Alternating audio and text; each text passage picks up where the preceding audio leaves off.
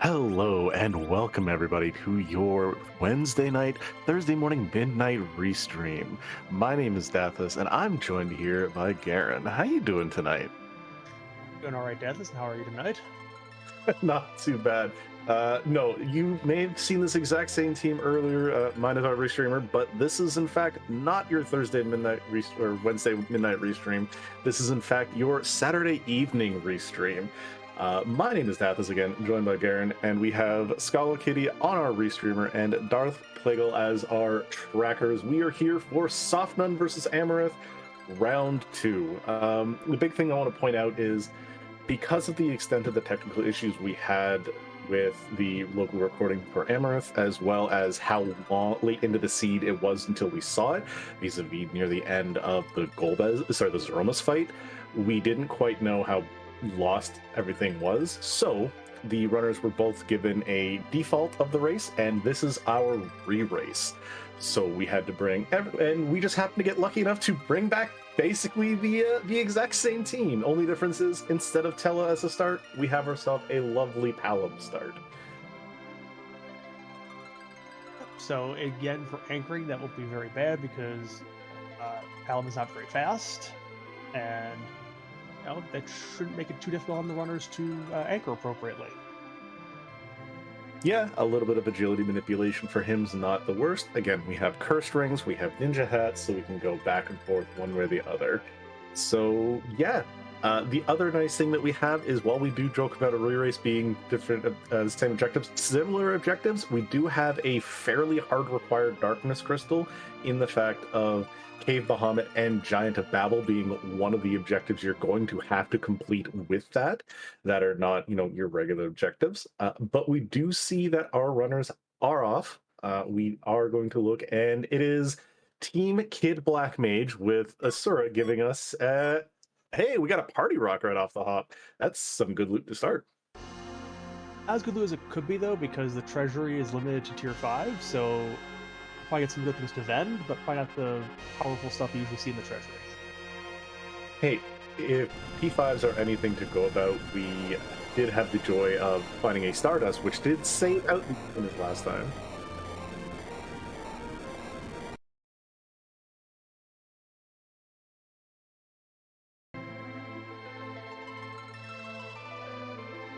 So we are going to have a bit of an early pause at this exact second because we do have a bit of off from Amarith's side. So the runners are going to be synced slightly better on stream. Again, it's just a technical issue on our side. You don't even need to worry about it. You will be seeing a small delay. Everything's fine. It's okay. Nothing's on fire. Everything's on fire. It's still okay though. But yeah, again, as I mentioned, the Earth Crystal, it can open up some decent J items at the very least, where if you do have Palom having to go up against enemies that, or the early bit where you have a whole lot of AoE and tier 1 spells aren't really great, they can bail you out of some early races, or some early boss fights. There is the nice little bonus of you could get some okay mage gear out of those chests, so could get some start, or could get some decent weapons for any bruisers that we may find.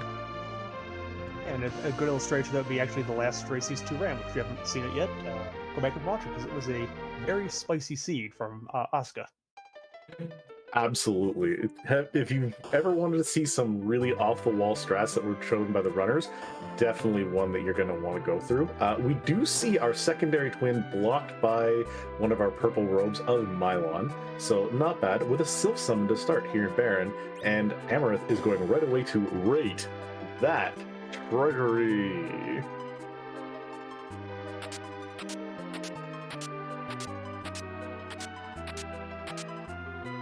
Black shirt, samurai bow, tiara. Tiara, wow, yeah. For T5, honestly, that's a solid 7 in my opinion. Enough gear for your mages, some good for your fighters, tiara for your Rydia or your Porum when you get her. Yeah, I'd honestly say that is a solid. I'd put that as a solid 7 myself. Drain Spear and Drain Sword in case we get either a Darter or we get Cecil. So Yeah, yeah, there's the real prize, a heroine robe in the free part of the treasury. Heroine robe, and we have a Samurai bow to go with it. Yeah, that is exactly what you're going to want to see. Only thing missing there was Leviathan, pretty much. Honestly, yeah, that's kind of the only thing that was quote missing out of those treasuries. We do have a Sylph for the early summon, even a Soma drop for if we find someone who needs a little bit of MP. And wow, Watery Pass is coming up with the Heroin Rope, so no power disparity there whatsoever. And a Rune Axe, too. Some for T5, we're paying out really quick. And elixirs here as well as in the treasury, so yeah, it's looking pretty good. Now the only problem is we need just a little bit of experience, and then we can make things a little better off here. And even again, double Blizzard Spears can sell one of those. There's a lot of gear I'm looking in there that I would be.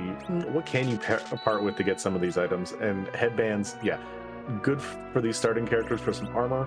If anything, also good for when we again eventually find Yang, Kane, Sid, Cecil, Edge, just anything to get rid of this, the no armor in Sineki. You know, Sylph is also for sale, so easy access to those things here. Yeah, and wow, Sylph's everywhere. Gungnir as well, so Kane's gonna be very happy if we ever find one. Yeah, a lot of honestly just good loot from these tier 5 rolls, because usually you can see again a lot like and a dragon whip. Wow, yeah, so we have our whip warrior Rydia ready to go, and we're trying to rip that lady in Troya blocking the exit. If there's an NPC I could delete, she's the only one I ever would in this entire game. She has blocked me more often in this game than I think I ever have seen, and she can go like now. Feedback and ideas in the Discord going right there. Speaking of going, Amarith is going and checking Vanilla Demus spot to see if we can't find one of our 3 bosses that we need to look for. No, but finds a wyvern, and we're not going to see what that witch burn is. Ooh, I'm always excited for a nice witch burn.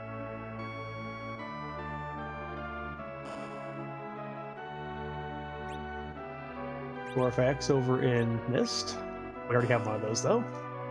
Yeah, if we need to, need a back row. Well, speaking of Leviathan, that is. Oh no, that's Cockatrice. My bad. I don't know. I saw the water animation. Like, is that Leviathan? I never knew that could come from there. Nope. We were petrifying the ice. Is what we were doing there.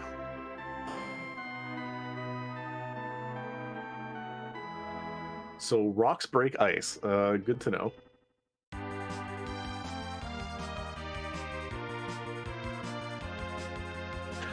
But yeah, so go ahead. Softnum's gonna give us a check at who is it, Hobbs here, and Aram's gonna give us a check at who's in the bed. Yeah, again, I like knowing where our characters are, and an Elven Bow, that is very nice for our little pal, and we can have him in the back row doing some good hits as well. Yeah, it's again a lot of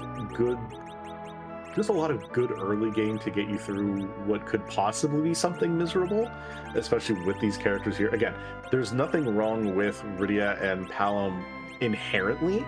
It's the fact that starting with only those 2 and not knowing what some of these bosses are going to be coming up, that's where we get the quote problem.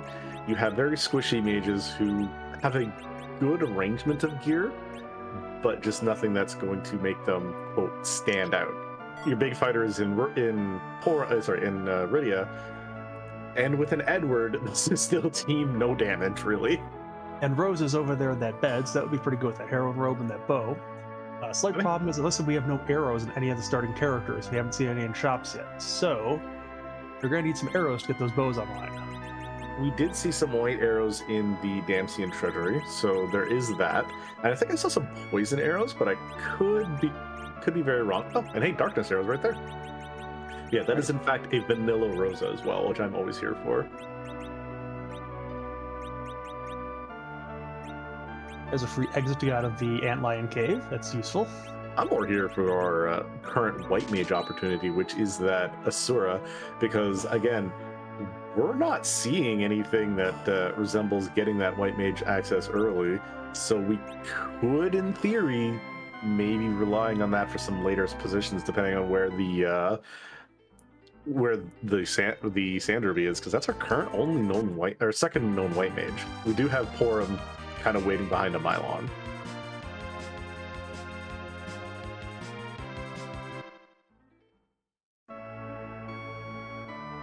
Which It looks like, yeah, everyone's gonna go into the Baron Inn maybe and check that after shops.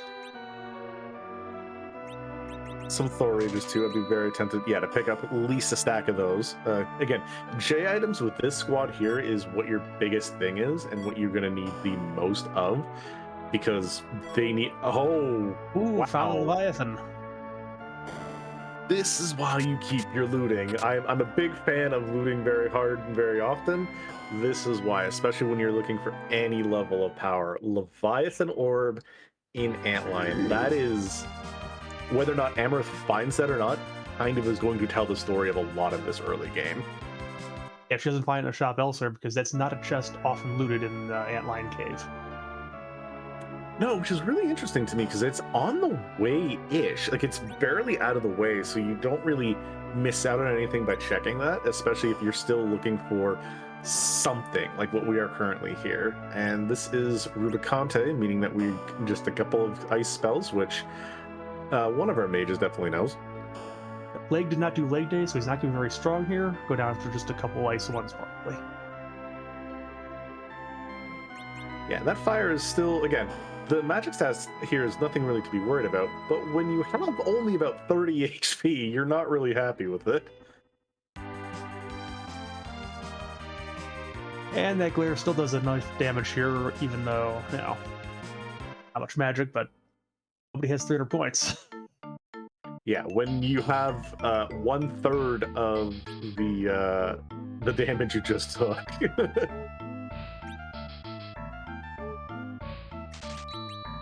But again, another blizzard should knock us out here, which we'll put. Yeah, there we go. First key item check, first boss down. This is where now Palom can kind of carry the show until Rydia gains 60 MP. And Amarith finds the camping gear over in Mysidia, both the tents and the cabin, same store. Ah, required music. I'm very much here for an early music availability. This team is going to forego that for a good while, though. You are, unless you get very lucky with what we had in a previous seed that I've seen, where you get the King Queen Eblan, where they're just like, okay, no, okay, bye, and leave you there. You're not doing that at all. Like, Leviathan can break through that high magic defense, but that's still like a long while off right now. Yeah, we're looking for some physical fighters in here, a Kane, a Cecil, Ned, something like that.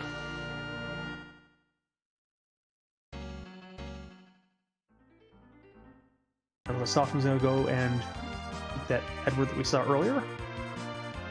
This I would grab if Rydia had the MP to cast that Leviathan, I would do this 100%, because again, it's another character. You never know if we're going to get a spoon sometime early on. And again, just more HP to get here. But as of right now, this is... And he starts off with his signature speedrun weapon. I'm very happy to see a Dancing Dagger anywhere in this seed. Yeah, unfortunately, with everybody in the front row, the damage is too much from Bagan here. Yeah, if you're not fully prepared and make sure everybody's in the back row, then yeah, there we go, quick row change. And honestly, a fight, throw a couple of Cure 2s or use this tent, and this fight is going to be all over but Porum's crying.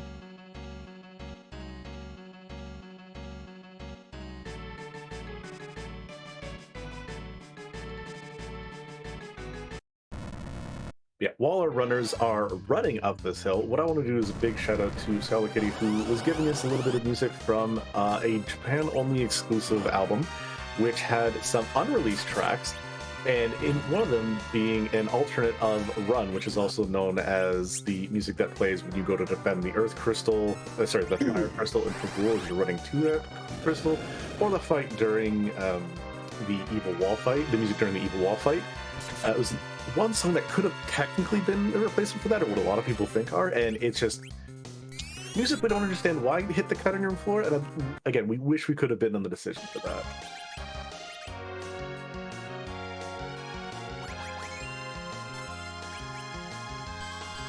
Well, it looks like Amarith is having a little bit of trouble with this Vigan with a couple characters down, but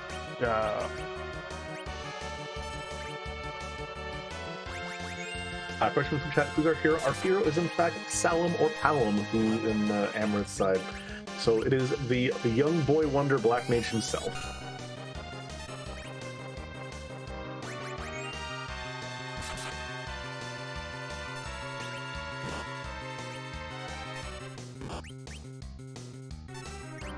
Also, credit from chat. Yes, Earth Crystal was our starting key item, and our harp was from Antlion. So this is the only quote problem with the Dancing Dagger. It is technically classified as a magic attack, and that does trigger the counter script from Vigan's body, meaning Palom had a nice Ice 2 back to himself. However, we do have Sylph, which does a lot of work, and these explosions, though, are going to hit really hard. Meanwhile, Amarith's going to get through that Vigan, and yeah, he's going to try it again. Again, very well done for the fact that Amarith had not taken a boss fight yet and was doing that with initial levels. Very well done and well managed, keeping the kids in the back row and letting Eddie kind of absorb some of the hits. But I do see this being taken and the fight not being much of a struggle after you kind of realize, okay, we'll use the Dancing Dagger on one of the arms, use Sylph Summon. And again, look, board AI, or one of our devs, the AI is just working overtime some days.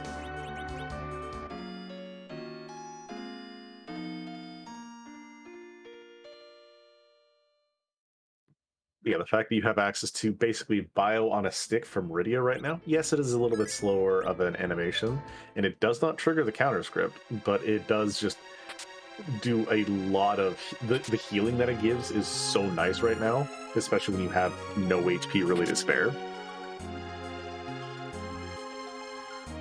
This is not the time to play 1 HP in a dream. No, absolutely not. Looks like Amarith might find that chest, though. She's going and looting the back. And we'll get the Leviathan.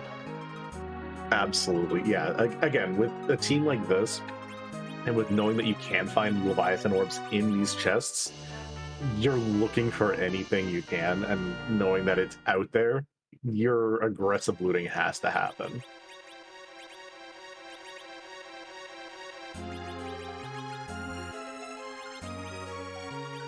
Oh, very lucky. A lot of it HP taken off that arm. Explosion deals next to nothing. Rydia getting all the levels. Both Amarith and Softnum's Rydias are online. We are going to just feed that little child as much MP as we can.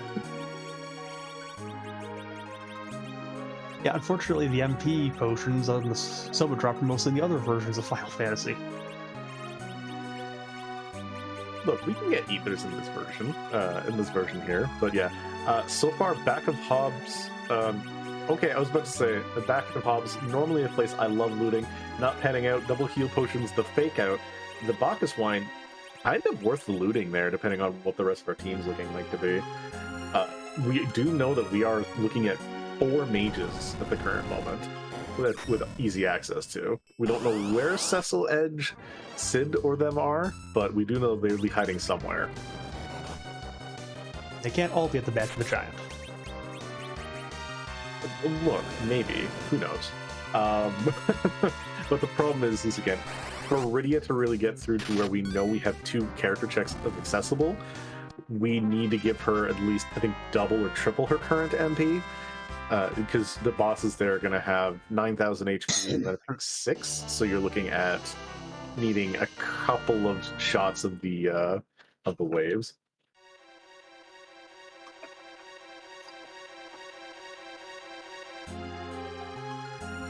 Also, Eddie is technically a mage. He casts dancing all the time.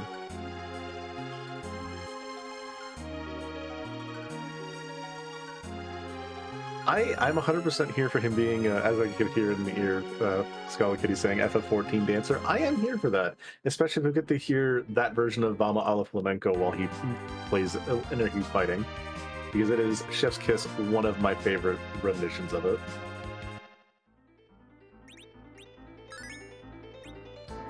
Illusions for sale over in Fabul.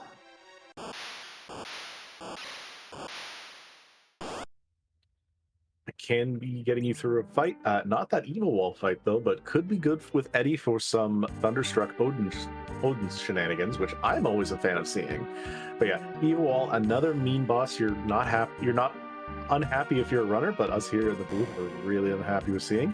Speaking of unhappy with seeing, here's a lovely group ready to come and invade Ordeals or invade Fabul. Yeah, and with Fire 2 on Palom, this should go down in one shot. Oh yeah, that is one shot, one kill, we're all good. And that is a boss fight that somewhere else could be a little scary, but here, not a lot of XP, good place to get out. And that is Softnum's second key item check, just barely ahead of Amarith, who is checking in Dempsey and seeing what we got, and raising up the hovercraft. No goodies so far. Yep, just a Crystal Helm, and that Silk Web in the chest is probably better than the Crystal Helm is.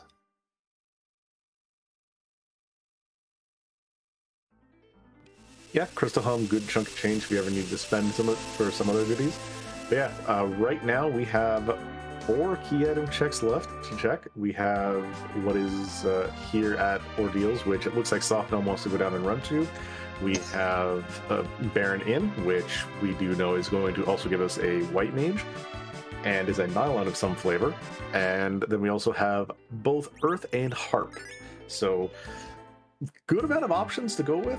This is, yeah, I agree, this is kind of the option you go with first, because hey, nice and easy, you get a free heal afterwards, and it's 2 quick bosses out of the way.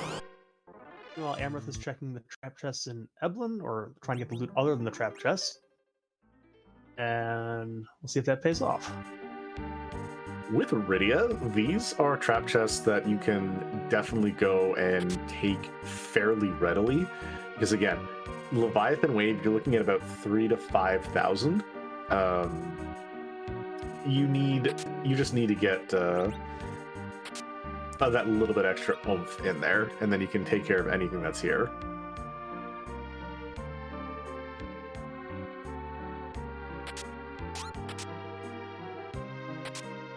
Meanwhile, our Mylon on Baron Inn is Mylon Z.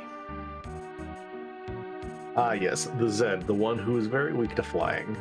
You have yourself a bow and arrow, and you can take care of this, or fire too.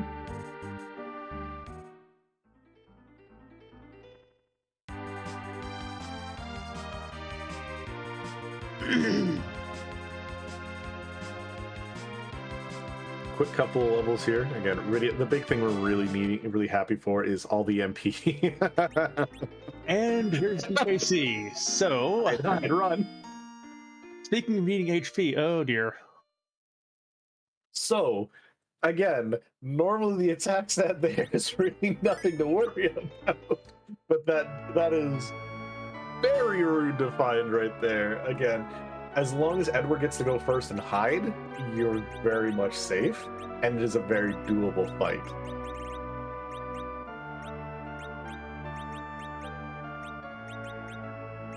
Yeah, thankfully both runners took the Edward, or else that would be very scary. That is a jump scare you're not really ready for sometimes as a runner, so I can understand them Softnum just going, you know what, we'll come back to this later. I don't think I want to deal with that at the current moment.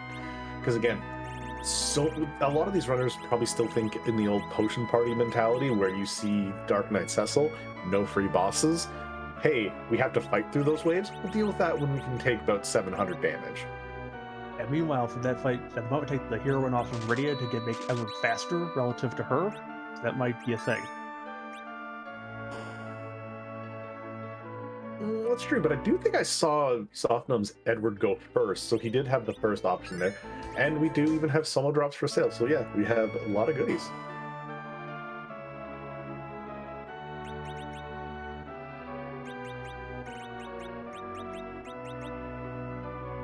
Yeah, throw the Assassin Dagger on Eddie, make sure he gets to go first relative to everything, and then just kind of take the next fight, no problem. You know, Amarith's going to try her luck on the same fight, so we've seen that DKC momentarily.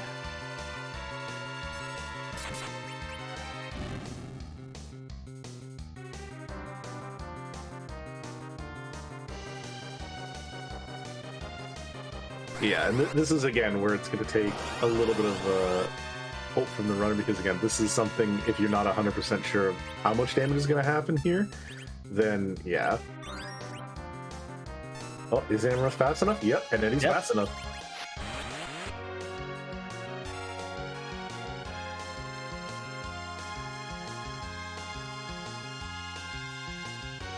Softnum also finding trap chests here in Eblan. This is a spot where, again, you get a couple levels, you get this Porum, and then you just come back here with Rydia and just say, hey, I'm going to start power washing, is that okay? And you clean out all the fires that happened here in Eblan. But Amarith finds out that justice is not the only way, and this is also not the way underground. That is a tower key, meaning we have 3 avenues left to go and check. Yep. That Twin Heart might be it. That's what I'd be betting. Yeah, Twin Heart. What we all want to see, because we want to make sure that our objectives also lead to the best way underground.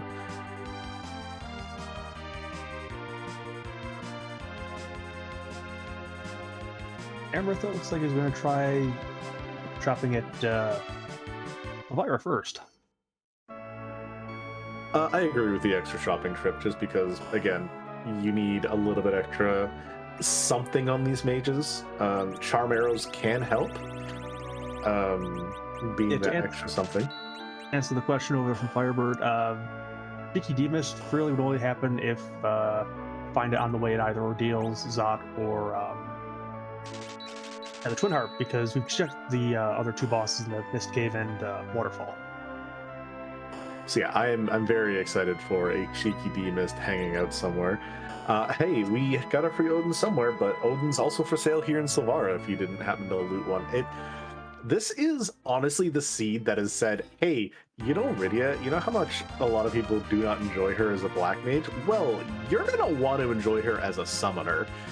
Because we have ways to stone enemies, we have ways to heal your allies, we have ways to insta-kill your enemies, we have ways to wash away your enemies, and we have ways to heal with doing damage. This is everything to set up Rydia to just let her get XP and let her do things. And if you want to go put her in a Berserker comp, well, let me introduce you to Heroine Robe Dragon Whip Rydia. And then, of course, if you see Blarg down the way, that's the only thing missing, really, from her stuff.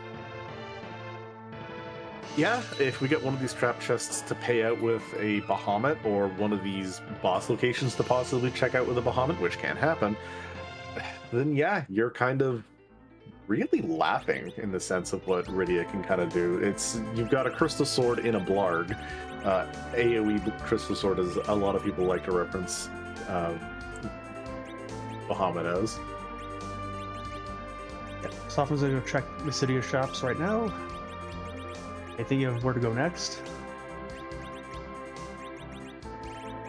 Yeah, well, we have our runners doing a little bit of equipment management and a little bit of back and forth. Again, big shout outs to the team that we had running behind the scenes of Darth Plagueis and Scholar Kitty, both making sure that we get to be honest up here. And again, to our runners, Softnum and Amarith, doing the rematch that we have here.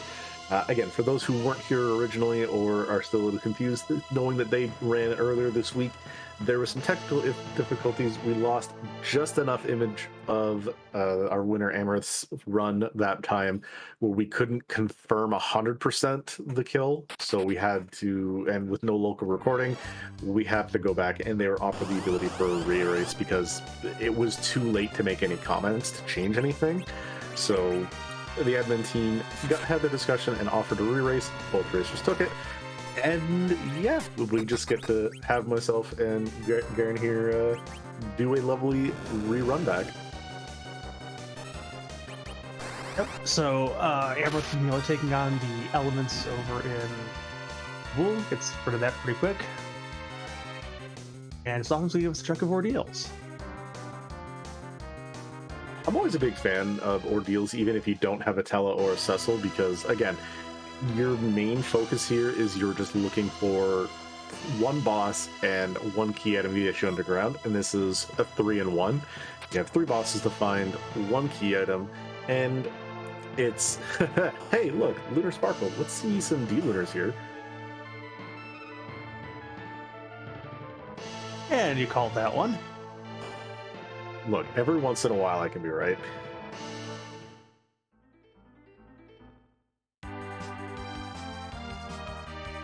Thankfully, these are going to be washed away and taken with Leviathan nice and quick. However, if they had enough HP where they would survive, you would get to see like the fact that all the moon bosses have a summon counter script. The one for these ones is that they actually heal themselves afterwards. Yeah, but not gonna happen here. Leviathan's a little bit too strong for him. Yeah, Leviathan in the early game, even if you have nothing but like stuff that lowers Rydia's casting stat, it doesn't matter. It hits so hard that these early areas it just says, and gone.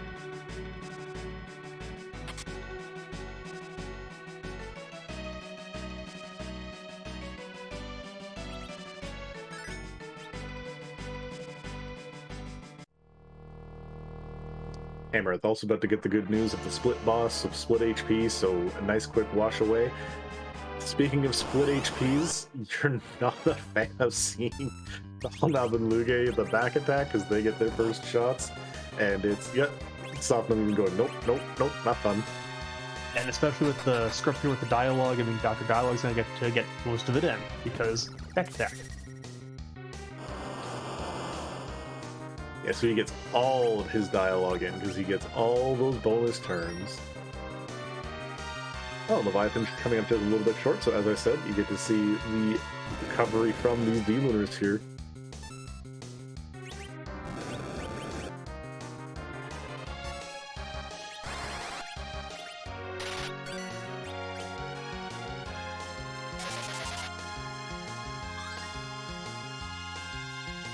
You get to see the nice cure strat on the healers because they are weak to curatives.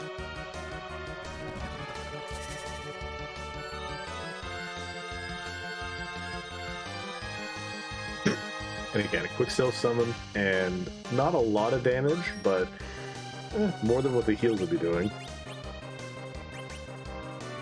Yeah, this is where it's as nice as it is for Rydia to have the both Heroine and Dragon Whip. It does a lot more damage than I expected to her casting stat.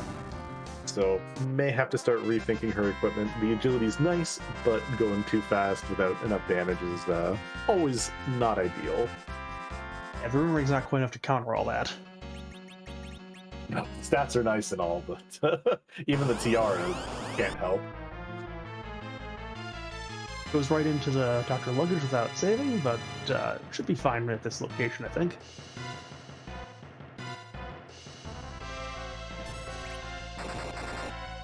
Yeah, nothing too scary about this fight, really. Nothing scary is the dialogue and the time being lost.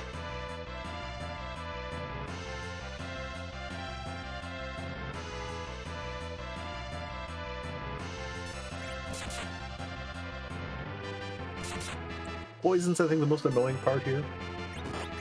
Yeah, although it's not going to be a very long poison walk because, you know, the chamber is just a few steps away.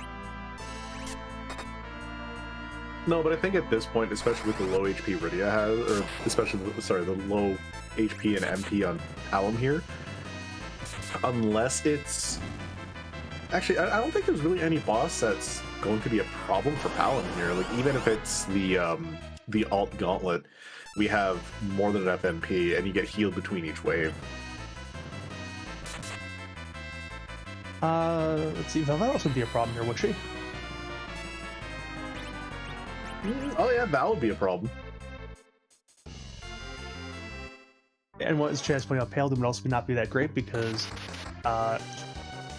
absorbs all the base elemental things, and unless Alan has virus, I don't think he does yet, then he's have a problem. And again, it's not the ideal solution, but I'll also interest you in the arrows and the samurai bow that we have. So not really that big of a problem. Again, as long as our runners remember that we do have other options besides Palom casting spells. Again, and I love the idea where you look at some of the typical concepts like, oh, well, he's a black mage. All he can do is this. Well, let me introduce you to the fact that he's not a great archer, but he will be in the middle, and he can do some archery. But we do have Baron Key, more chains, and we do have a Dark Elf. So something you're very okay with just slinging spells at.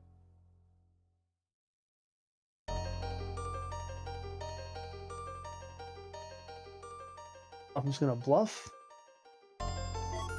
Not sure if it's really needed at this spot, but just a little extra power there. I'll get through it hopefully, because this boss does have 2 stages. Again, never hurts to be safe, and always better to be safe than sorry. Although this is where we get the little bit of the issue.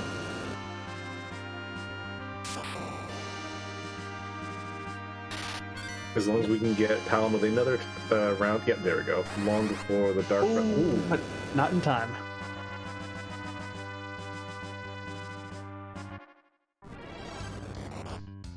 It was see on Amarith's side, just going right into the fight, and yeah, the quick cast right there gets right through there, and yeah.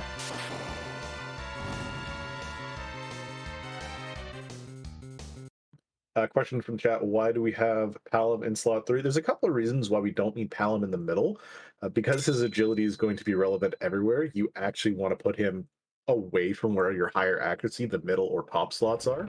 So bottom slot, Palom, honestly, your best bet when you have Iridia that you can drag and whip up in the top row. And Eddie, if we ever find anything really good for him, to let him use that mid-section accuracy so he hits as many of his attack rolls as possible.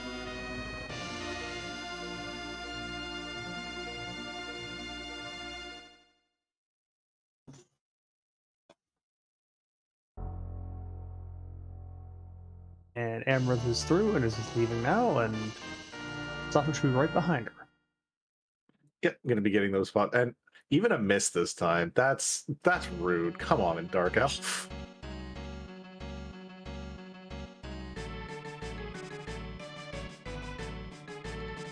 But again, we are going to get through this fight really quick. A quick couple of casts, HP going to be recovered afterwards. No big deal.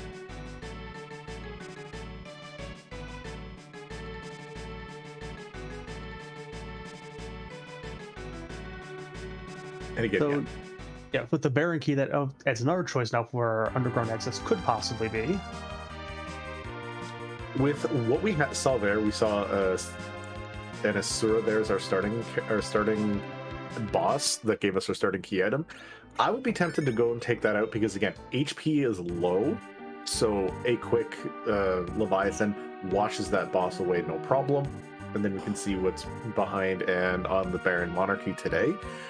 Again, another boss that can be dealt with very swiftly with Leviathan. It's just these early bosses are dealt with 2 ways. 1, Twin Magic, which we do have access to on Amarith's side, or 2, Leviathan, which can be dealt with because of Rydia. So there's really nothing wrong with any way that you want to take care of these fights right now, and yeah, there's so many different ways we can take care of them. It looks like Amarith's going to try some of those Eblan trap chests now. Try for maybe some Holy Swords, other loot for the team.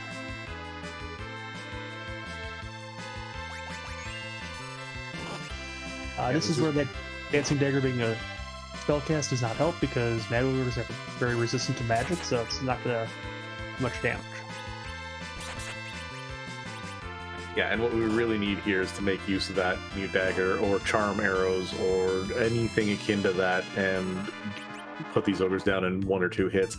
Also, that armor shop in Baron, that is very nice. And even the weapon shop, so we have samurai bow and arrow access. Meanwhile, on Amarith's side, like, I would think Leviathan would probably be the best stay here given what they've got. I saw double mute daggers, so that is a possibility. Also, we could have the possibility of a paralysis proc, which can also help here. But yeah, this is basically just let your back row absorb the hits and then let raise Porum up at the end.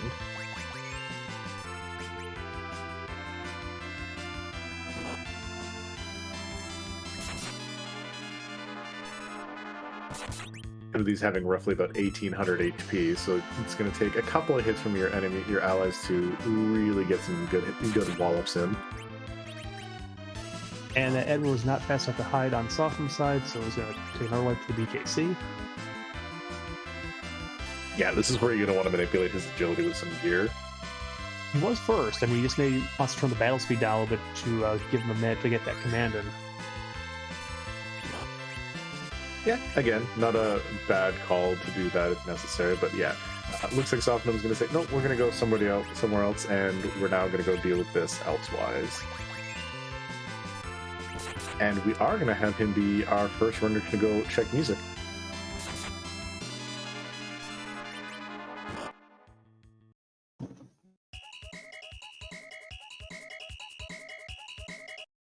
And Amarith's trying really hard, and again, I approve of this, to keep Porum up so we can get her some experience.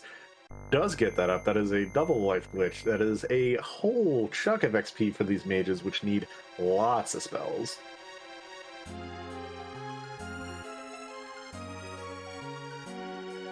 Unfortunately, not much reward in the chest, but they'll take the levels for sure. And now Porum does have Exit. That's nice utility.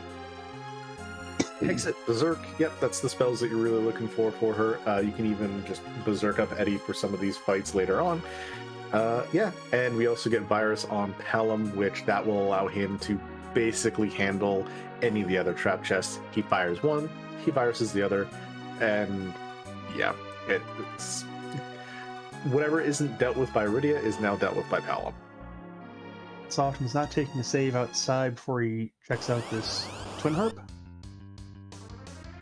Honestly, I kind of respect it, because with this team and in this spot, you're either going to be able to deal with it very handily with a very small team like this, or you're going to just be completely walled because your mages aren't going to be able to handle the fight.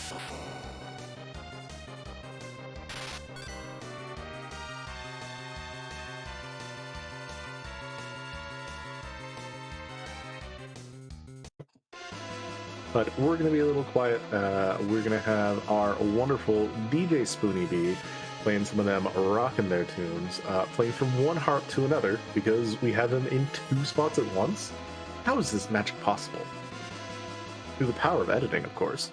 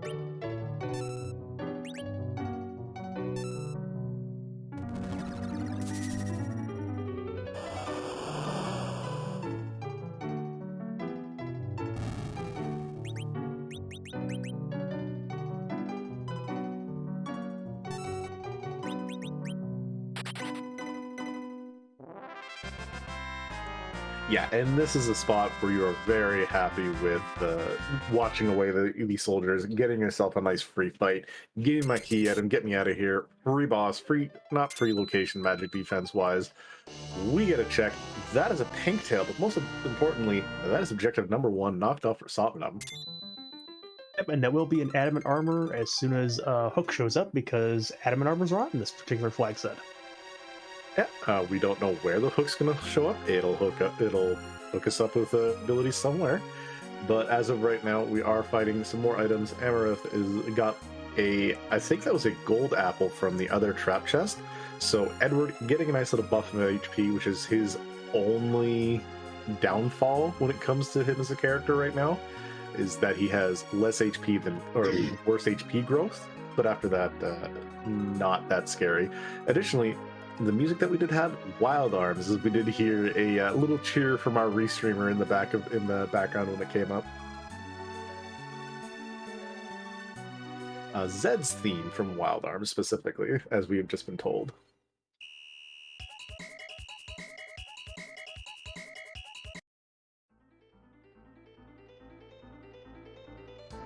Yeah, Softnum leaving. Wonder where we're off to next. Your only choices left are Zot and Baron for that magma key, or Hook, or whatever is underground access. You are here. I do kind of agree with doing the Zot check again. Leviathan handles pretty much any boss that can possibly be here. The only thing that it kind of, if you're seeing any of the other moon bosses, specifically Ogo here, would be a problem, because again, nothing but mages, just a bit of a pain. But anything else, not really scary. But what is scary is the timer we're looking for the Cecil. That is a crystal sword.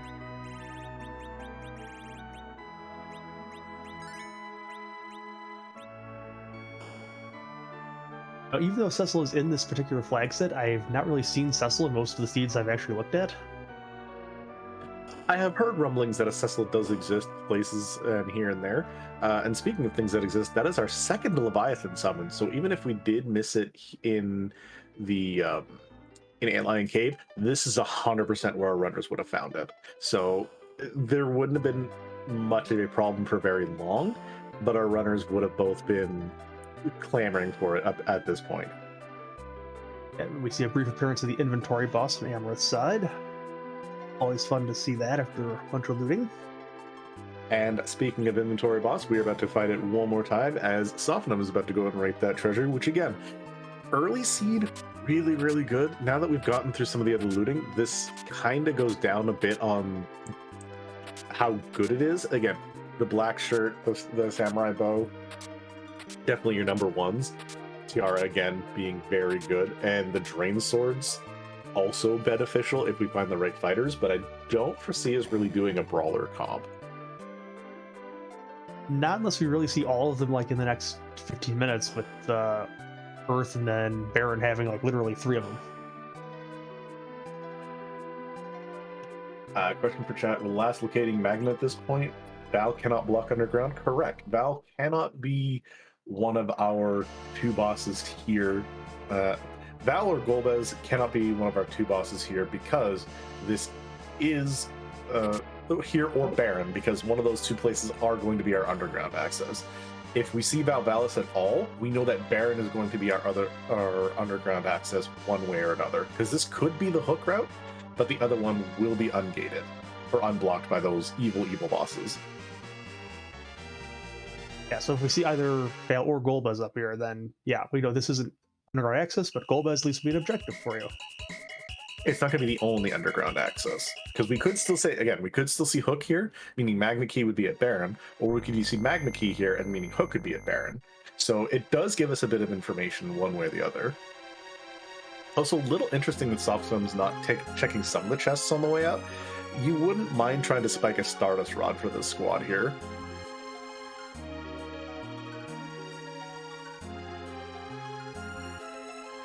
And Amarith's on the way to check the harp as well, so there'll be a reprise of music in just a moment.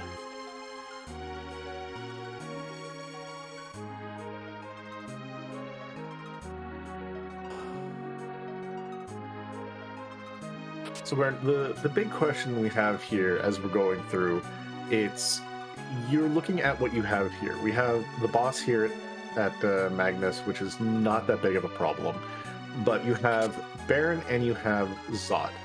If Zot doesn't turn up, how are you feeling about the seed again? We're about 47-ish minutes in, and neither of our runners has underground access. How panicky are you? I find to ask them based on how their experience went with the last seed, considering they were underground for an hour's time past there either, but I'd be feeling behind if this was me, because normally I want to be underground. It's Magna Key with about a half hour hook route, maybe 45 to 50 minutes. So yeah, this is going to feel good for either one. What does feel good is the reprise of Wild Arms music while we get to watch a Leviathan wash away some dolls with zero HP. Yep, so we're going to shut up for a few more minutes and talk to you in a minute.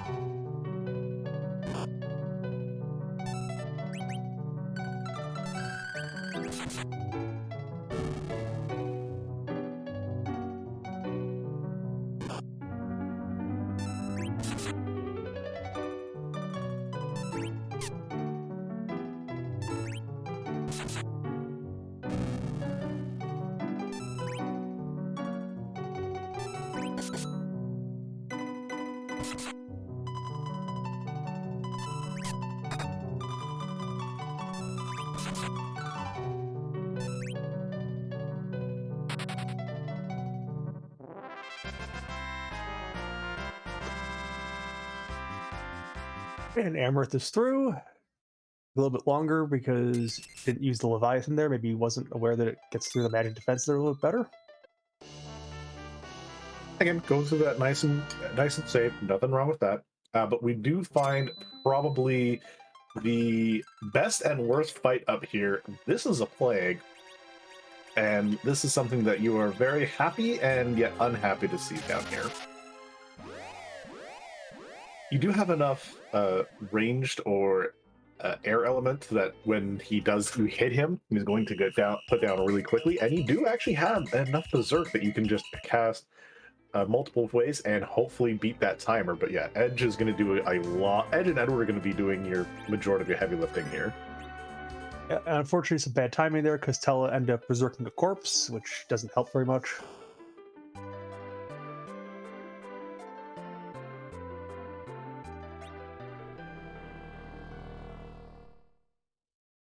Gonna hopefully get another berserk off and try again. We'll get somewhere because Edge doesn't have a count this time, so we'll get through the count refresh. Absolutely, and again, a couple of spells, this Leviathan, a couple of extra hits, and the HP from this plague is going to be not long for the world. And Amarith spiking you. Ooh, this is why you loot the way up. Yeah, that's gonna be nice when she sees the Edge in just a minute here. Absolutely, yeah. You're very happy to see a ninja sword. And Edge is like, hey, I know you just got something real nice. Can I have that, please? Considering you started with what was it, Thunderclaw? Was it? Yeah, Thunderclaw and nothing else aside from that. So you're really hoping to get him some other goodies here. And Amarith has found the Flame Dog in the tower. Also, I think we may have had yep. So unfortunately, Edge's turn. So you didn't see Edge doing any attacks, and there's a bit of a thing when it comes to the Avenger glitch. It is, or Berserk. It's technically in the same vein as the vanilla glitch with when you have Palom try to use the carrot when you then throw the trash can. It's a Berserk glitch to the point where they just stand there and do nothing, because what they were previously going to do is their input never really came back around. So, unfortunately, Edge was a person who unfortunately got that glitch because his turn came around a little too quickly, so he never actually got to refresh his actions. So he got to sit there and go, yep, that's unfortunate. But Amarith gets another couple levels. That's Quake on a kid. Was that a problem with Edge because he died right after he got Zerk the first time, or is it something else? It's the fact that when he got raised up, his turn did not come around properly, so he just cannot do anything because he doesn't really have anything to input. Well, that's not underground access. That's access of some sort. Yeah, that's a character check, and we know where our underground access is. We're going to Baron.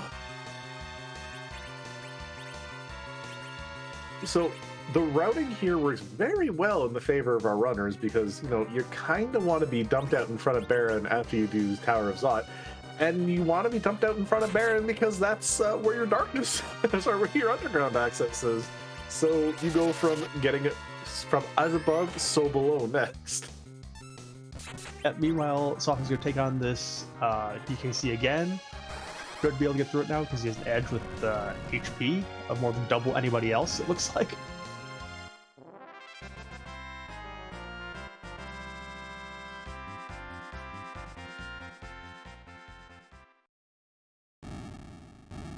Yeah, Tella and Palom should be able to live as well. If one of those gets their turn and they get to just toss a Cure 2 on Edge, this is going to be... Yeah, and Edge gets to start it off, so toss a Cure 2 on him, he's fine.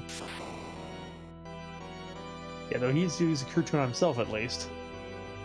Yeah, he definitely needs to toss one out. Okay.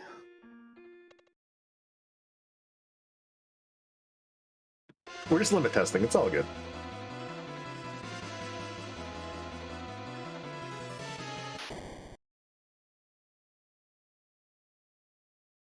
Yeah, Softnum, I'm going to do yet another round, and this, again, it's...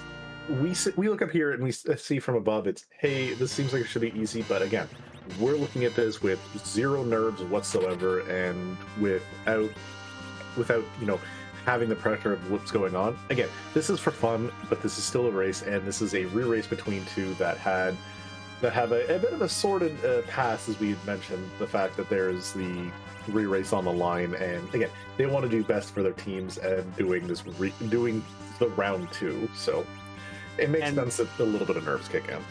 Yeah, and meanwhile, it's almost an hour, you're not underground yet.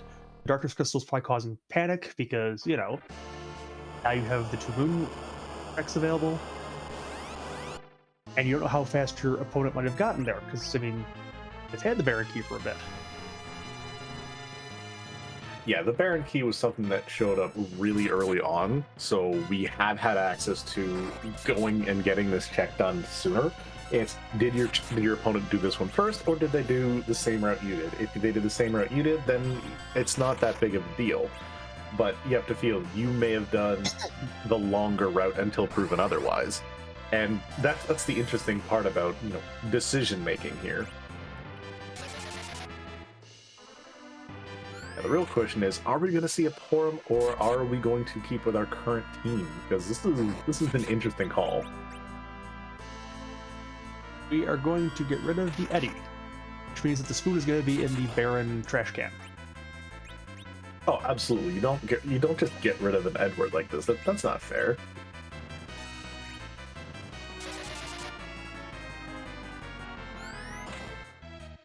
See calls in chat for the D money grind, which is definitely the table now with Atella and with that Darkness Crystal.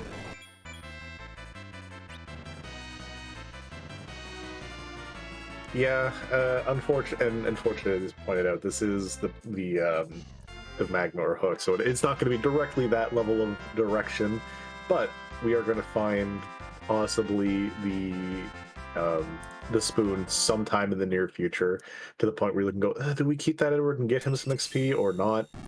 But yeah, this is where we know exactly what we got to do, but it's because you're underground next.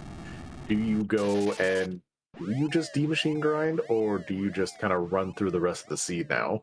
But we do have Atella being kicked out on both sides, so D-money not really on the table. Answer a question in chat. Basement cannot have underground access because the basement is classified as an underground area. You cannot go to it until you've been underground at least once in the vanilla game. So it is classified as basically in the same power rating as the summons. The same kind of classification because it's dragons and aren't dragons. Exactly. Also, no, there is a good point in chat. We could see a D-Mist on the throne, therefore that would be our underground access, and the spoon could still be in the trash can.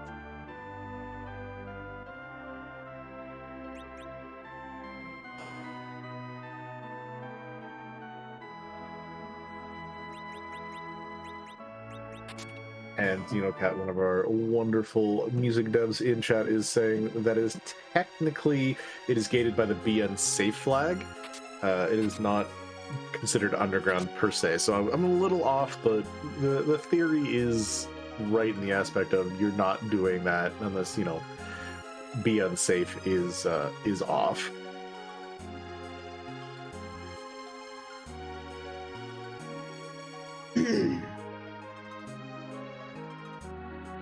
Which, now that's when we ever get a tournament with Be Unsafe as opposed to Be Free. That's when we're going to have some spicy flags.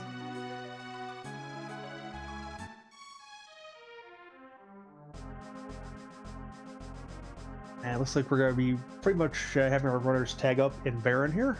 Be in the Assura fight pretty much at the same time. Indeed, and Softnum doing the very safe strat, throwing up a wall on Asura, and probably going to get some bonks in here. We got enough mute weapons that we can take care of Asura very quickly.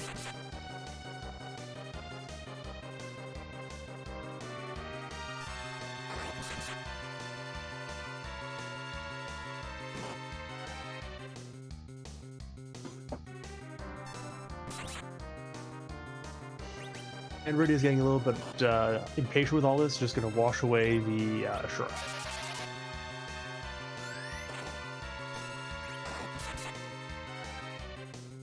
Again, it's a little bit high HP here, but we are going to get a Zerk on this edge, and he's going to be swinging not as strong as we do have on Amarith's side, for the simple fact that we have some mute so we have a ninja sword on that edge, but still enough to do the damage. Quake from the kid coming out, and yeah, 6 levels from this Porum, getting her up to relevancy.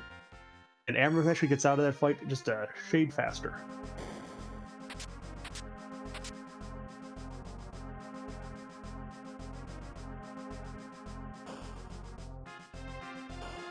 And playing the role of the King of Baron today, we have on the throne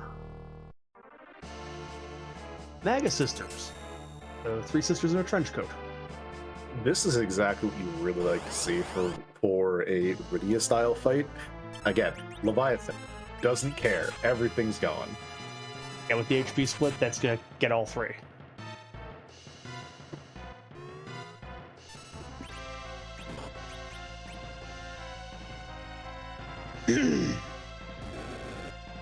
Yeah, the very big benefit of the fact that there is, and again, ninjutsu can also go through as well, so nothing really to worry about with this fight.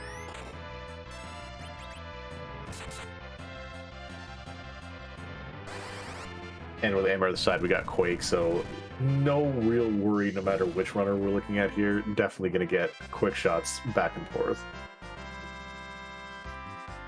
Amarith gets out first, so we'll see who our character is.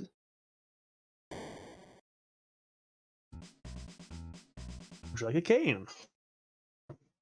I am a big fan of Kayn, but he honestly, as much as I love Kayn, this is a team that is not going to want one, because you're really looking at a reflective mage party right now. Like, you're going to be doing your reflex strats with 3 kids,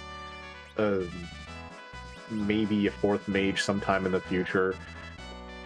If you are going to swap with anybody, I do kind of agree with this, Edward. That is very interesting. That's interesting. And to answer the question in chat, yeah, Val was at Dwarf 2 because we saw that in the Tower of Zod. Are we going to get a mirrored choice here? Are we going to get both Rydia? Wow. Ooh, I'm here for this because I love Kayn. But yeah, that is... Ooh. Again, that's something we're going to have to really talk to both of our runners with afterwards to see which one it is. And Softnum and Amarith both saved by the power of love, being serenaded by Edward. I'm 100% here for that little headcanon. Where also we have Magma Key, so we have the entirety of the underground open to us, as well as the moon. So we have a lot of character checks open now, so our party can kind of change very free reign. Yep, and excuse me. Let's see if they end up going to the moon first or going down underground. It's like I would probably drop a safety save and drop a save here, check to see who the character is, and then just, if it's not someone you want, like, reset. The only person I think I wouldn't take at this point would be a Yang. Or a Sid. I wouldn't take Sid either.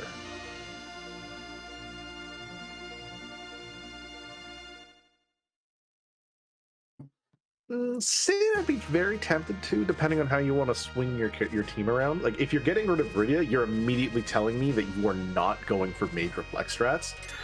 And that's just 100% a given right here. because if you were going to be doing that, you'd be keeping Rydia. Yes, she's high level for her, but you can still just give her enough EXP elsewhere and put her into the point where she can still nuke, and you're fine. This Porum is here. You're really hoping for a Cecil, I guess, at this point, because this is where it seems like you're going to be pivoting from mages into brawlers. Because again, that's the only reason you pick up Kayn here. My personal opinion, I would have probably gotten rid of the Tella for Kayn, but that's because again, one healer slash Zerk caster. You can't get rid of Palom; he's your anchor, and then 3 brawlers. Kind of going to be the way I'd go. Yeah, I mean, the other choice would be get rid of Edge if you don't think you're gonna have a lot of stuff dark for him. I love Edge. I love Kayn. Don't get me wrong. Kayn is one of my favorite characters. Is my favorite character in Final Fantasy IV. And hey, look, vanilla. You could take that now if you really wanted to. But again, Kayn is my favorite character. I'm super here for him. But with this squad here, and with catering administrator is our job dwarf. But with this team and with the gear we've seen, his best weapon has been a Gungnir. Even if I had a defense sword, I would still probably take almost any other weapon combination from Edge over a Kayn for 2 reasons. Sirens and Bacchus. Yeah, although it'd make more sense if you're going for the reflect strats, because Kayn is at least a little bit, I think, faster than Edge, isn't he? Always get the chemist stuff out of the way. No?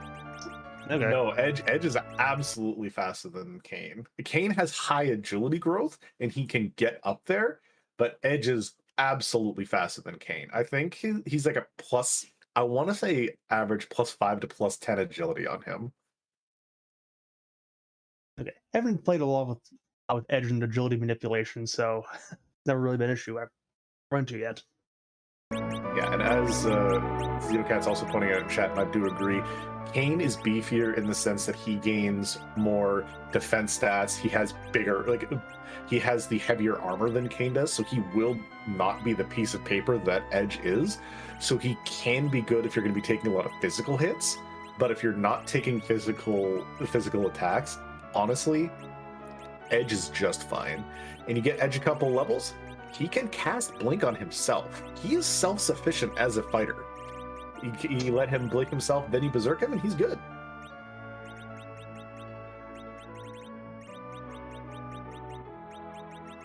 Unfortunately, we have just a little bit of technical difficulties on Amarith's side. We will get the feedback to you as soon as we possibly can.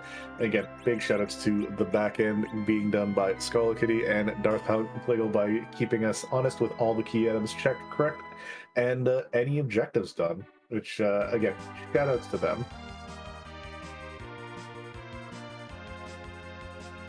Oh, it was Cecil on the Lunar Dais, because Amarith has Cecil. I was about to say, and with that return of Amarith's speed, we do see Cecil, so that means we do have a Moon Paladin. So, Crystal Sword Cecil online, this is very much going to be your 3 brawlers, two mages, and that's the team. Welcome. Incidentally, drop Tella, so D-Money is off the table now for Amarith. Yeah, at this point, you don't need to be money. You get a couple more key items. Hopefully, you get 10, and then you just crack some eggs because the Crystal Sword Cecil is going to be doing all the. Whoa! How about a Crystal Sword Adamant Cecil? That's a nice freebie in the Fey March.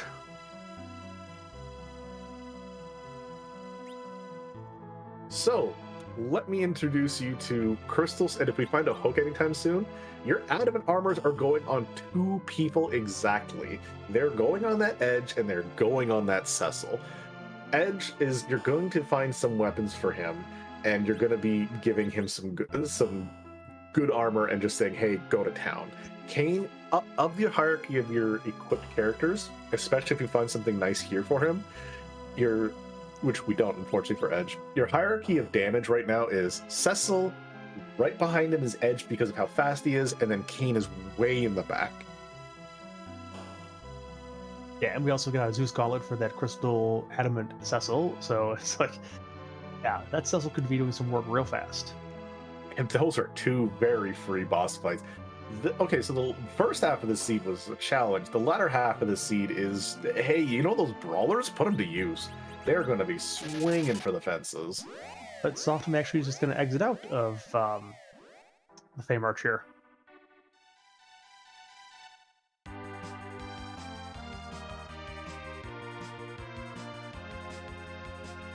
Yeah, it's you go back there after a little bit extra, and I kind of agree with Softnum coming back here later, especially since you know there are so many character checks open for you, and that experience can go to anybody else. Now imagine the experience we get from the Cecil, 10 key items, slingshot from that fight just by standing there. Yeah, you're not going to be very unhappy with that. So you're really thinking, you know what, I'll come back, I'll deal with that later. I'm okay with this for right now, because right now we are looking at 7 key items, 3 more in the very near future. Not uncommon, considering we have the Warp Glitch with Dwarf Castle, which will also get us another character.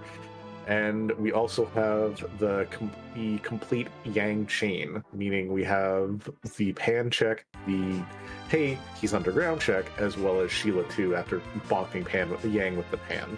And again, we have a full cavalcade of Babel.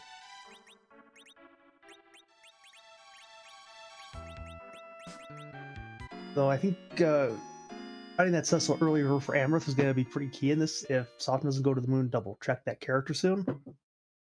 I very much agree, and the reason being is the fact that he got rid of the strongest character he had in that Rydia. Palom, yes, he's really good with having Quake, and he can overtake Rydia's usefulness in that aspect. And you can just like Quake is faster. It's faster. It's less MP. Roughly equivalent damage. You can justify one instead of the other very readily, especially considering one is your actual if one is your hero versus one is not always there. And yeah, there's some goodies here. We have the full moon, which I already knew that we needed. We have a ninja shirt if we wanted to not use the other adamant armor on Edge, so we can really just go ninja shirt, adamants on Kane and Cecil, and you're good right there. So yeah, a lot of good decisions gearing wise here.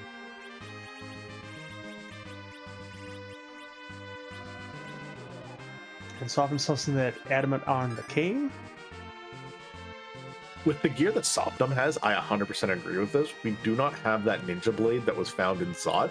So Kane is your best usage of that armor, because you don't want to give Palom too much speed at the current moment. Now, the nice thing is you can still give it to him for certain fight, and this is going to be either Ogo or it's going to be Pale Dim, so you're very happy with putting that on Kane to let him survive. And yeah, he can just berserk him, and he has this fight in the bag. Now, whereas Amarith, we have a Leviathan, so neither one of these fights are going to be very scary. We know that Leviathan is going to lead into Moonveil because we've seen Val at Zod, so that should not be a very difficult combination. And we do see Ogo Pogo over on Softnum's side. And yeah, that key, unfortunately, is still base level, so as the adamant on, will go pretty fast, but doesn't have a whole lot of HP.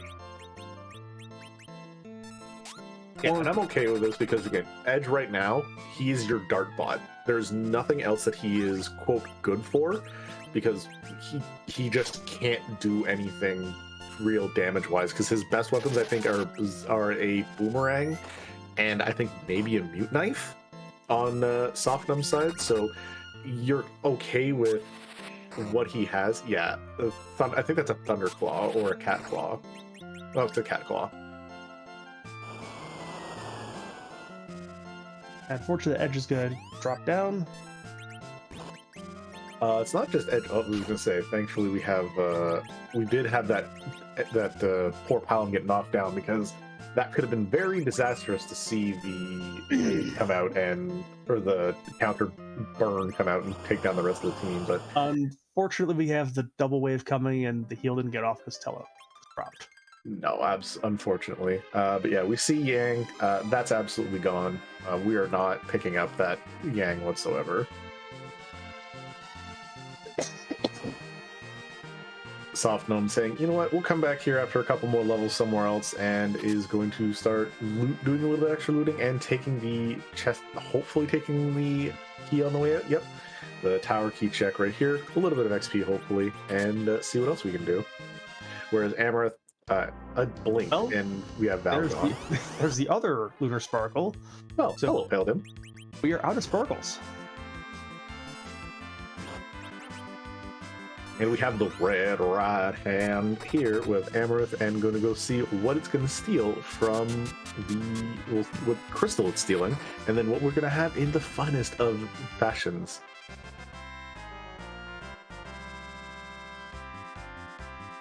Because as we know, Luca is very much a fashionable gal, and she is only wearing the finest of underground fashions of godwear.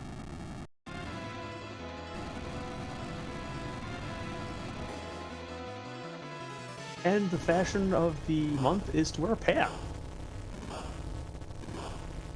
Yep, which means that we have 2 more key item checks that just opened up for us on Amarith's side. As well, we have the hook. So, double adamant armor incoming for Amarith really shortly once she goes and checks the Feymark freebie. Tesla is going to go burr. We are in fact going to have Cecil do a whole heap and helping of the swap and swinging. Then we're going to have probably that edge equip the second one, most likely. If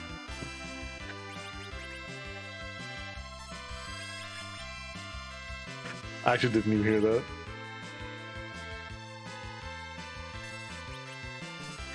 And yes, we have the lovely interaction between Horim and Edge. We have Cry, which works off of the loosely called the morale system, where if enemies could run away, this would help them run away, but they're coded to never do so. So this means that we are going to have the morale lower so that we can have Edge have a better chance of stealing some sirens, which I am very much here for. If we get Softnum a couple of extra levels here, unfortunately Amarith is about to find out that yes, here's the trap chest. You can take this, but you do need more than 1 HP.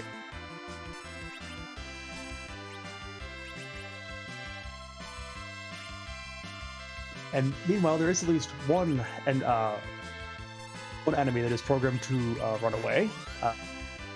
Little officer there when he loses all of his soldiers. Not quite the same thing, but yeah, he will run away.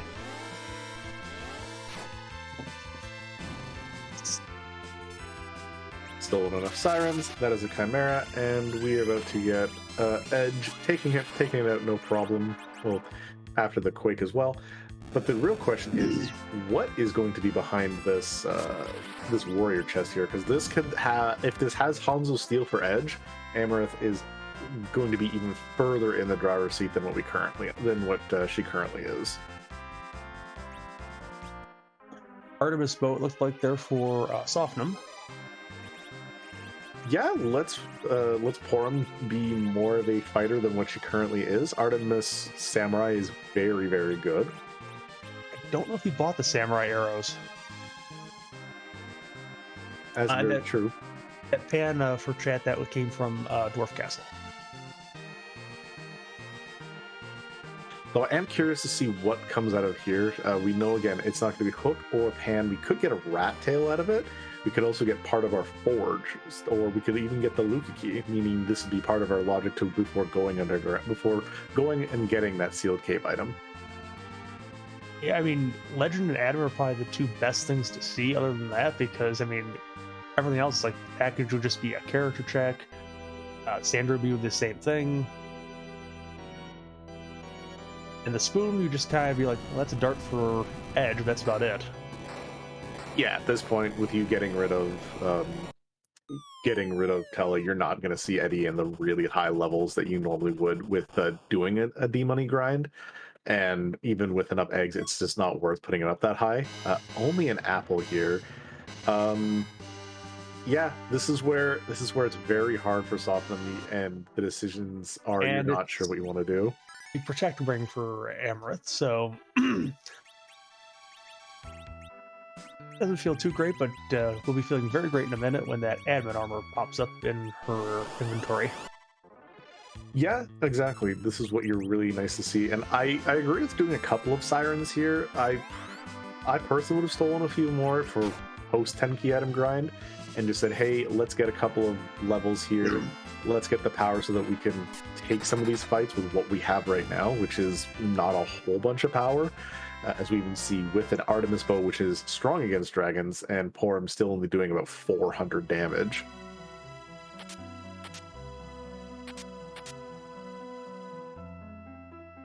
And a free full moon in the in the Feymarch hidden treasury, and Amarith just going the long way around. I'm dancing around where that adamant armor is. We'll finally get over there to check it, so... Guess the adamant is going to be lovingly seeing our two semi-free boss, actually very free bosses at this point. Yeah, I mean, that king and queen is totally free at that spot. I mean, their fires aren't going to do much damage here. No, and with the adamant armor, that Cecil is all just perfectly fine.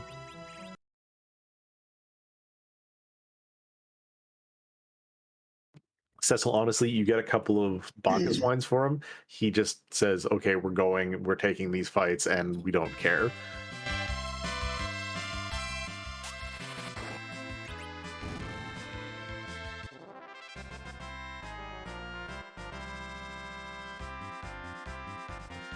Yeah, and again, a couple more levels for Softnum. Excited. Here's to see if he's going to do all 5, which I agree would not be a bad idea. Again, never a bad idea. Need some more, but yeah, all the armor that we have, all the weapons we have here, you're still really looking at full moon ninja. Like maybe that mute dagger. You're not taking anything else really. Like you're very happy with that. The agility, not bad for multipliers here. Words in English are hard, my friends.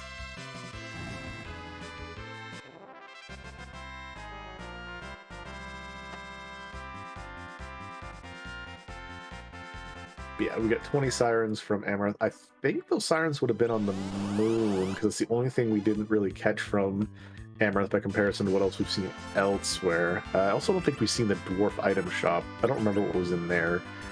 Could have been there, but we do have items very easily and very readily available for our runners.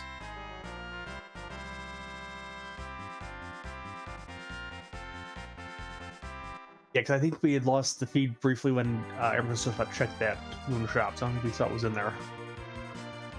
Yeah, Amarith just kind of selling the farm because, well, we no longer need our archers. We're not going to take that crystal because Cecil has adamant armor, which is like crystal armor everywhere else.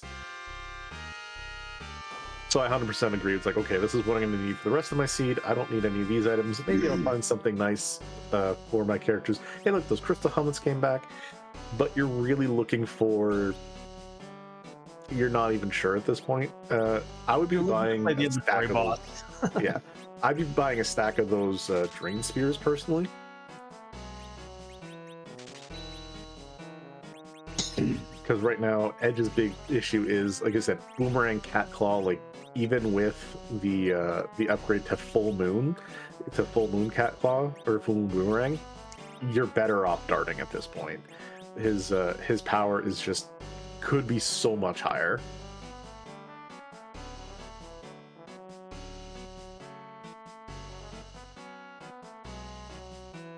And Amarith doing the last bit of checking. So it is going to be up on the moon, and the Hourglass 2 is what was here. So yeah, a couple of those. Grab some of the... you're going to grab some of the sirens, maybe do some dragons on the moon. Who knows how we're going to finish out the rest of this grind.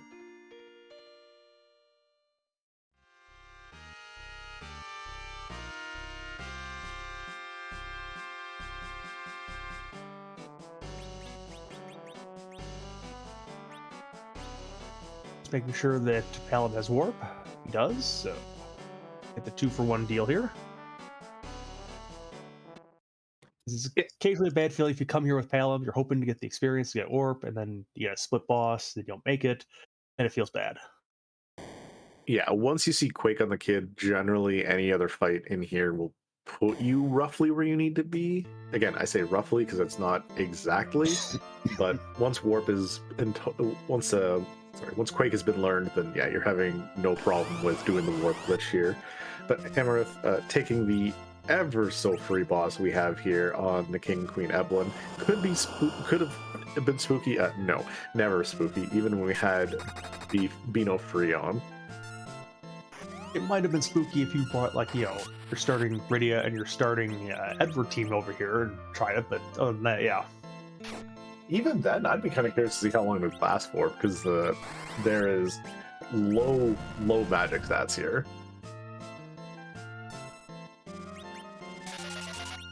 Answer question in chat. Have we seen Golbez or have we seen Gauntlet? We have seen neither at the current moment. So they could be sitting one boss on the hook route, because we saw one being teleported up, and I forget whom it was. And we have not seen any of the bosses on the moon aside from the Cave Bahamut, which is Bahamut himself. Yeah, the more bosses we got at the pool, the more it's looking like that giant might be double required, because it could have either Ha or it could have the Gauntlet. Oh, please tell me it's like super required and it has both bosses. That's what I'm waiting for. I'm not gonna wish that on owners just yet, but having one of them would be spicy. With the way the rest of the scene's going, let's just make it happen. I'm here for it.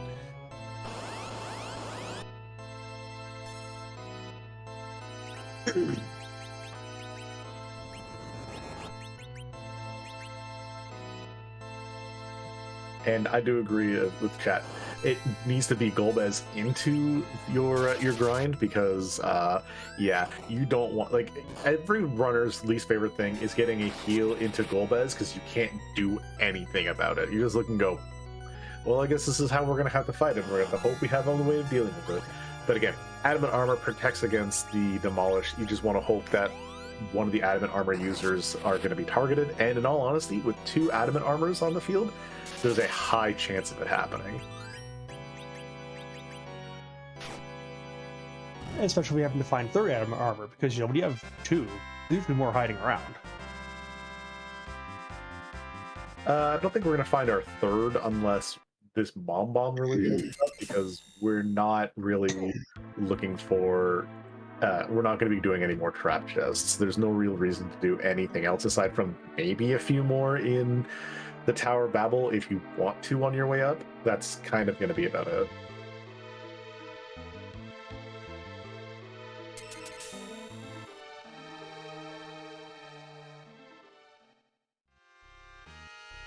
Yeah, we are an hour and 27 into the seed. We have a single objective done.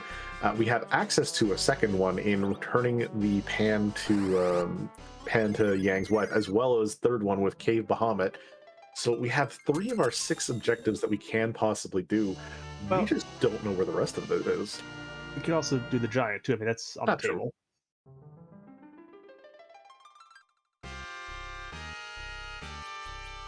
I think both runners are kind of dreading that giant, just because you never know. It can be a little bit rude sometimes.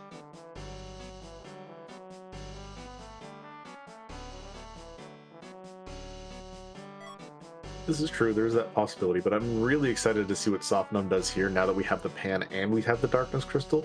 I still don't know. Again, it's something we're gonna have to ask and say, hey, what drove you underground, as opposed to the character check of the possible Cecil or possible like any other character. Because again, you have the possibility of the Fu or the Cecil being up there for being gated, or again being down here. Again, the choices of all behind runners have always very much interested me because of what they can do and then what they choose to do. People are just never moon, and they just want to do the moon last. Yeah, again, and I'm one of those people who kind of believe in that, because I want to give the experience of the moon as much as possible. So that's why I wait until I get my 10 key items. But I just always wonder, like, well, why not check the character? Because it could be one of those big ones. It could be it could be, again, your big heavy hitter in Cecil. Softnum has not done the entirety of Eblan, so I don't think has that crystal sword. so is less incentivized. I can't remember or not, but Amarith on the way down to Bound Gang is taking some of these trap chests. Bold, and I'm kind of here for it. It might just want trying to, speed up the grind a little bit. How many key items? Looks like 9. Yeah, that's a 9 key items, but we're not going to get our 10th from here, so not really like speeding up the grind at all. And we're not going to know exactly what that reward is because of having a little bit of latency issues, it looks like, on Amarith's side.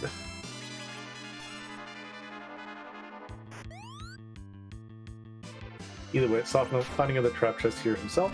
We're going to get a look and see what we have here.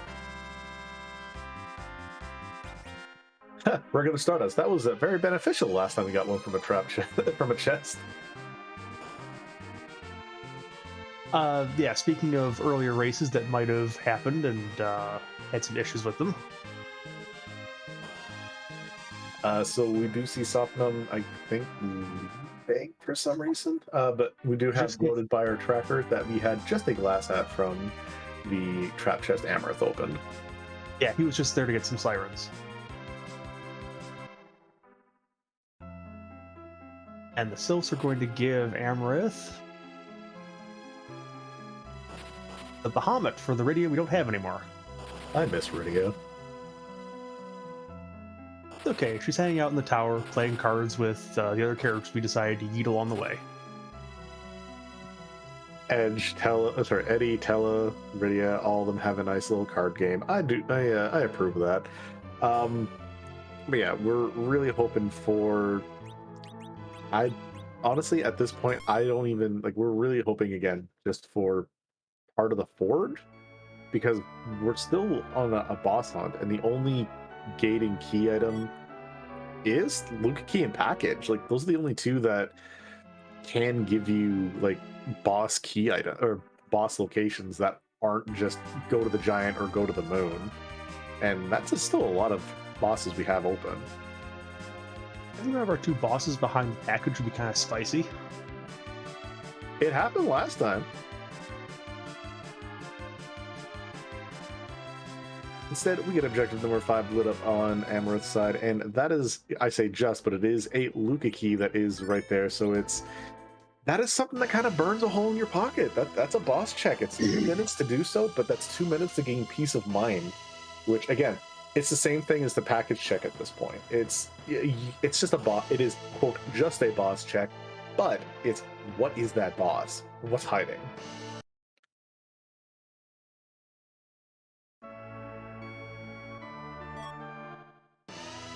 And also, as pointed out by our tracker, that is our 10th key item too. So we have 10 key items coming up for both of our runners. So that is very big in the EXP ways. So we got a grind ready to go on.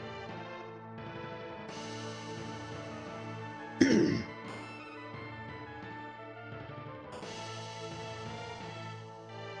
it looks like...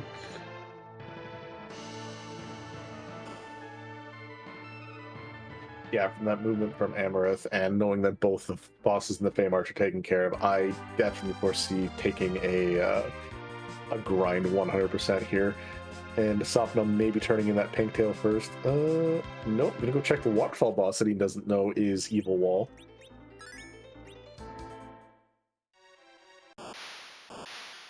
We just find an Evil Wall getting a power wash, that's all.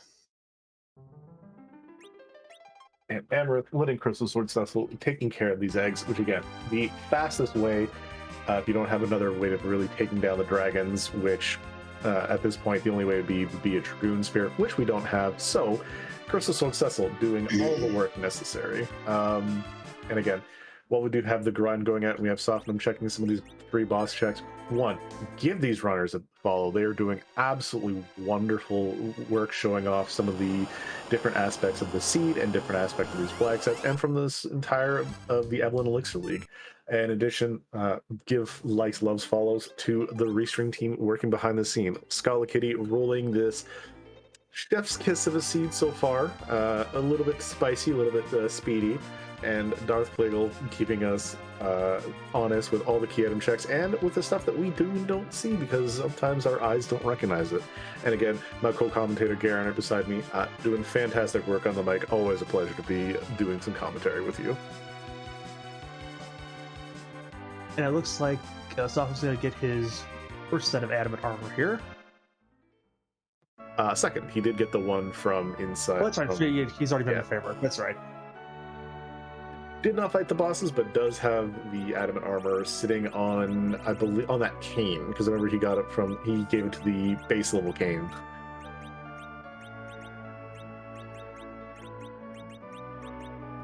Yeah, again, the selling of all the items, because again, we can kind of look at the characters we have and say, all right, well, this is what we got, what are we not going to need, and just clean up the inventory and buy the rest of what's necessary. Although still does not know about that Cecil sitting up on the moon. And Longblades, a good replacement for the Cat Claw, and honestly, the Full Moon back and forth because they're the same damage wise, but I think it's slightly higher accuracy on the Longblade, plus a slightly faster animation.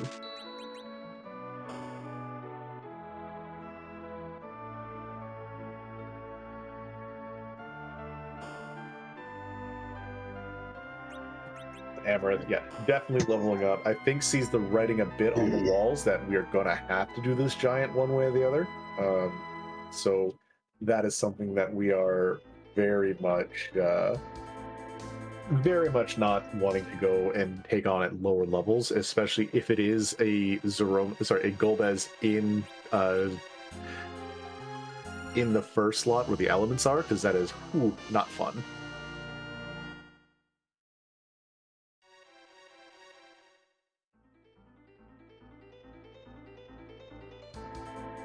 And let's see.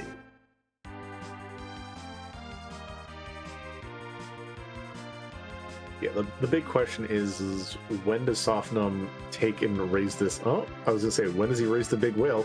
I think he was listening into us from the past, because this is definitely looks like hey, we're going up and we're gonna go onto the moon, maybe even just rush straight to giant at this point, but it's very interesting. The big point of him not taking this Cecil at this point is he's not gonna have the crystal sword that Amarith has. He has not done Cave Eblan or Castle Eblan.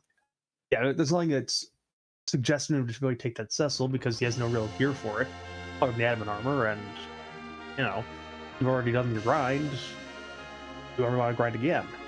This is and Slingshot with a couple of sirens he has left is not going to be that big of a deal. The only time I take this Cecil is over the Tela he has, because you don't really need Tela for anything, and the only thing you'd be doing is berserking with him, and if you really want, you can go steal some Bacchus wines, which he knows he can still do from the one trap chest. I see the Cecil, I grab him, because 3 fights, he gets put into relevancy. You know where there's a light sword, which is honestly better than the Gungnir cane you have right now.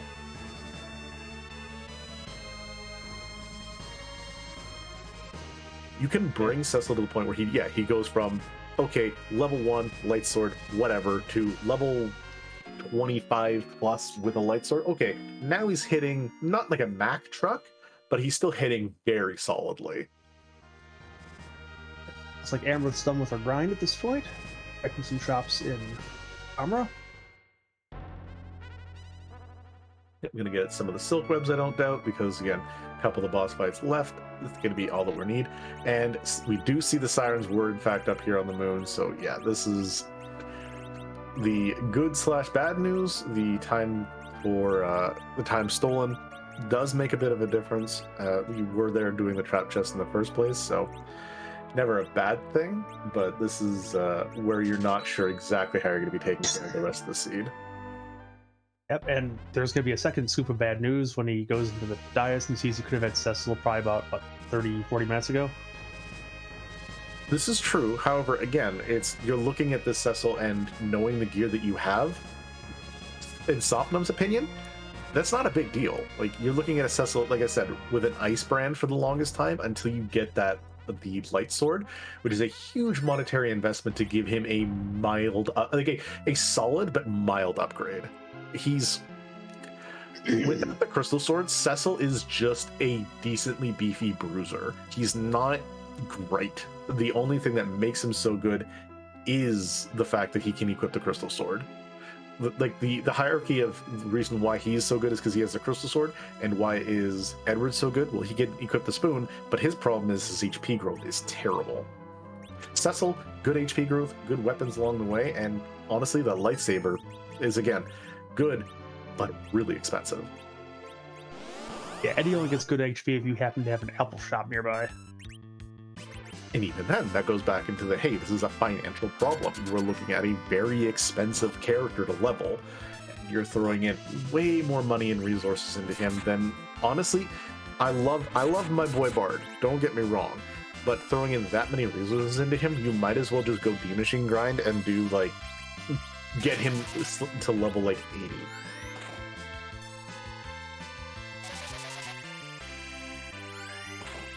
Speaking of demachine grinds, I have to ask, but I think both runners have had the opportunity in both races, and this hasn't come about.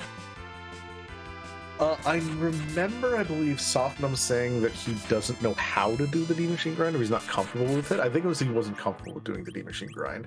So, again, it makes sense. Like, if the demachine grind is just something you're not comfortable with, as someone who has done it multiple times, I can tell you this: if you are not comfortable and you're not ready for it, it is something that is very daunting to go and look at for your first time. And to do it in a race scenario is not exactly what you want to do for your first time going about doing a D-money grind. Yeah, and we make it a little more difficult because with the you can't run on, you have to know what is the Baron manipulation table to get it. Exactly, and some people, again, just do not know the manipulation table, or don't. Again, everything is accessible on our Discord, which, if you are not a part of, please feel free to join if you think this is any way level of interesting, because it is great. It is a great level of resource to learn how to play, again, our randomizer, or even just information in general. If you want to hang out and see the way we do these races, and speaking of races, we are having, again, a bit more technical difficulties from Amarith's side. We will get the feedback as soon as we possibly can. Hey, see, it goes that quick. And it looks like with that being Ogopogo, that means top of tower right now. That is, in fact, the top of tower fight that we have going on.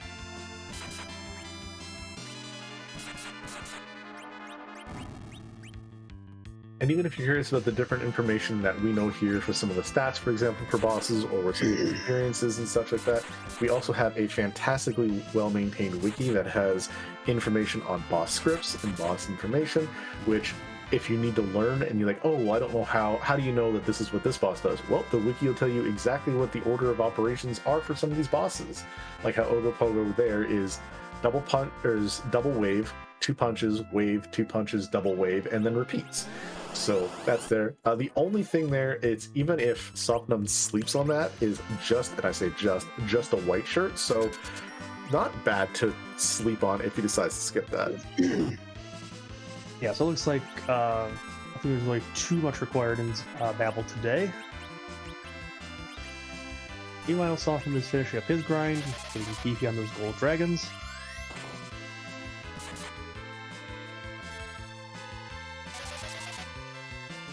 Yeah, this is, as I mentioned last time, when it comes to the different grinds, the hierarchy is, it's very interesting. The only time that this kind of grind versus the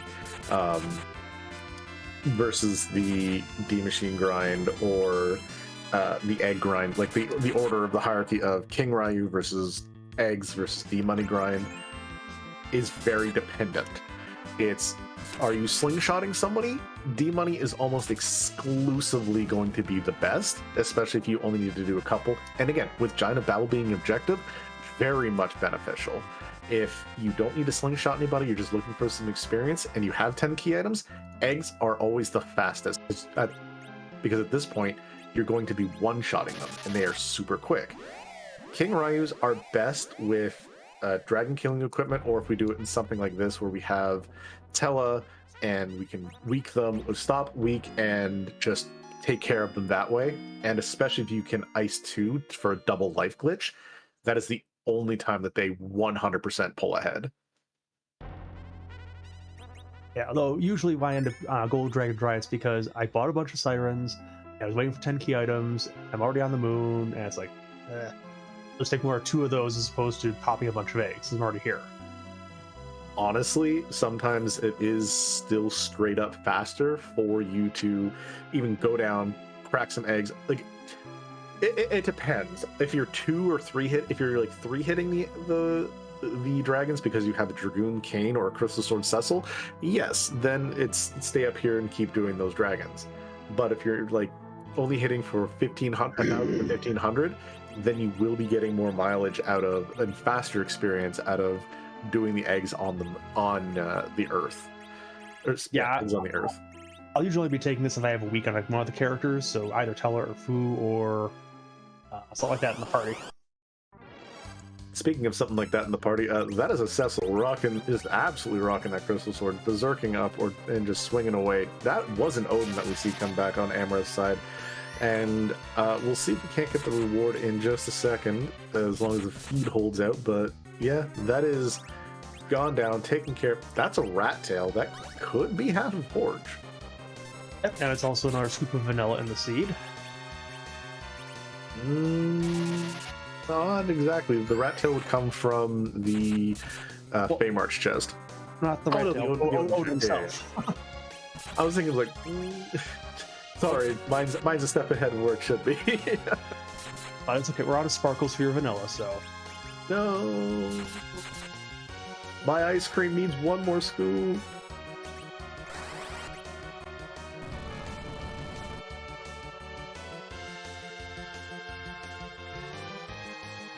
But yeah, we have Softnum taking care of this Bahamut right here, swinging fast and furious, going to be taking care of any real problems here before I think we're going to see the before we see the Blarg, and even with a Quake coming out as well. So yeah, damage coming out nice and quick. And we'll beat the Blarg, so there we go. And that is Meteo on the kid, as I saw there. So we are very close to very, very close to the end of the spell list. And that's just a Ninja Star, so you're just here for the objective you completed along the way. Which is his 3rd out of 6, so... Probably go ahead and check the... Does he even check the dice at this point? Or does he just go back to the Earth and try to get the Giant next? So I think you do check the dais, because even if... So you have the 3 objectives completed, you are going to have to be doing... You have to be doing 1 more regardless. So with the fact that you are 3 out of 3 of your 6 goals, you're looking for key items and you're looking for 2 boss checks. I think like this is the point where you're going to have to do the entirety of this, unless the Giant exactly has Golbez or Gauntlet, because the Legend and the Adamant are up here or behind that rat tail. Yeah, the rat tail could have half of it, but I think the other half has to be up here now, doesn't it? Unless you have a Demas hiding it cheekily. No, actually, it does have to be up here. Unless Demist is exactly at Luca Cave, that means that you 100% have to be here. And all honesty, again, I'm Softnum. Even after doing my grind, Tella, you're out. Cecil, you're in. Tella's 100% done his job at this point.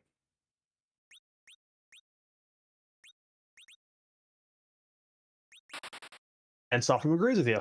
So, yep.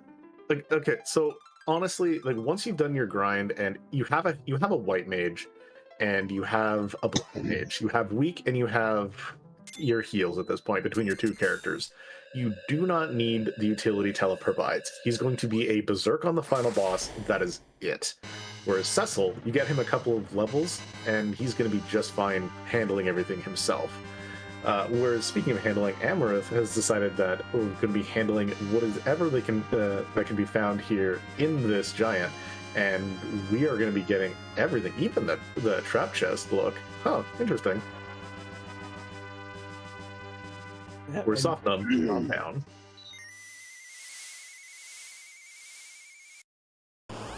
And this is always one of my favorite choices for runners. Ooh, he finds the there's a gauntlet. So I was going to go off on this whole big spiel about it's like, oh, a lot of runners like going middle out or bottom up because you have the density of the key items and boss checks there. I like going top down personally because, again, this fight here, this could be a big deciding factor in this race. Again, Amarith doing the Giant of Babel, unless Golbez exactly is here, this gives Softnum a huge advantage.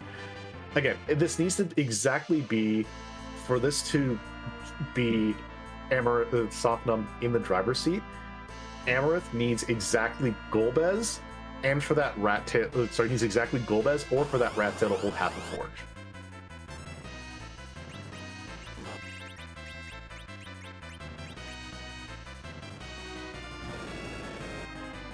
If neither of those factors happen, like if we do not see Golbez here, Softnum has a very small chance. I would love to run the numbers and know what it really is, because I'm very curious at this point. There's a extremely small chance that Amarith is in technical go mode with whatever's behind that rat tail. If the rat tail is nothing, and if we have up here on the moon, if we have behind this gauntlet, for example, if we have part of Forge, this puts Softnum in a commanding lead from what looked like a very behind state. The kid now has nuke, so... Also, big addition, Cecil was level 1 coming in here. He just doubled his HP in one fight. Yes, unfortunately was on the ground that last one, but we'll get him up again, and... Oh, don't worry. There's more to come. We're not done yet. Unfortunately, we'll fall to the emission again, so... Yeah, so, the Alt Gauntlet. The reason why you see some of these fights that you almost never see here in Free Enterprise. Did you remember some of these fights from the vanilla game? I highly doubt you did. So what we do is the regular old Gauntlet up on the moon. That's not fun. Who wants to see, officers and, some stupid and some silly old gargoyles on the moon? How do you feel about taking some of the fights from around nearby, such as, I don't know, we got some sorceresses here. We have some King Ryus, the gray of the gold dragons. Shenanigans. You love seeing that kind of stuff. So we take the five encounters from the encounter table of that room nearby, and we say, hey, give me some of this damage, some of this here. We want to bring in some shenanigans. And speaking of shenanigans, how do you feel about a 65,000 HP antlion where the elements are? That's not the most fun thing in the world. The only reason why I'm not even batting an eye about this, and I look at this and I go, this would be a problem if it wasn't for the fact that we have three very important items. Adamant, Crystal, and second Adamant armor. Antlion is not a threat whatsoever. It is going to be Berserk Cecil, set the controller down, you don't care who gets experience at this point.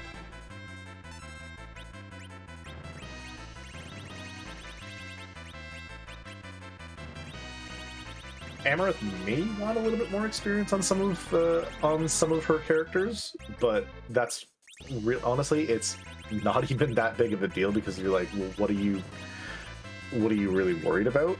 Answer is not much.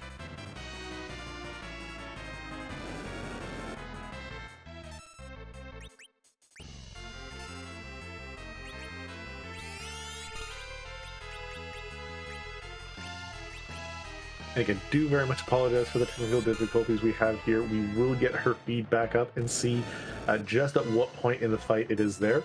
To answer a question in chat, the counter is a magical attack. It is not physical. So that's why if you see her in see Antlion in places such as the Ogopogo spot, it is very scary because it is high physical, high magic in that spot. So your physical attack hits, your counter attacks hurt really hard. Which is why we always like seeing the antline on the moon.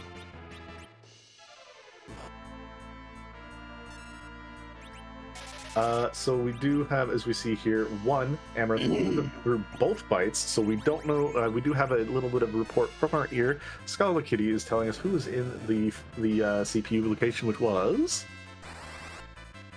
Wow. So that was a not completely required giant. I'm gonna leave it to you guys to know what was in. What do you guys think was in there? You know what? Let's take a poll from chat right now. Who do you think was there? I will tell you it was not required. So it was not Golbez. What was the fight that gave us a foo?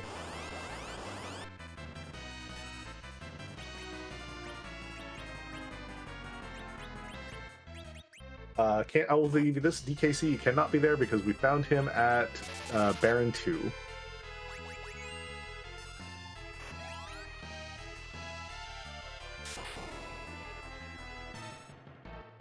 No, it was not a cheeky demist. Money goes to Zoomwaffle. It was Water Hag sitting behind there. And again, big shoutouts to Scholar Kitty for keeping the feed going and giving us the information and letting us know that the only thing that was required from Giant itself was Giant itself. That's objective number 7. 3 objectives overall done by Amarith. And Amarith did not keep that foo, which makes sense. I mean, you've already got her Palom with the nuke, and you're not going to reflect strats. There's not really much of a reason to take them. Yeah, the only thing you do is you boot out maybe Porum for it so you can do hybrid damage and heal, but at the same token, not even really worth it.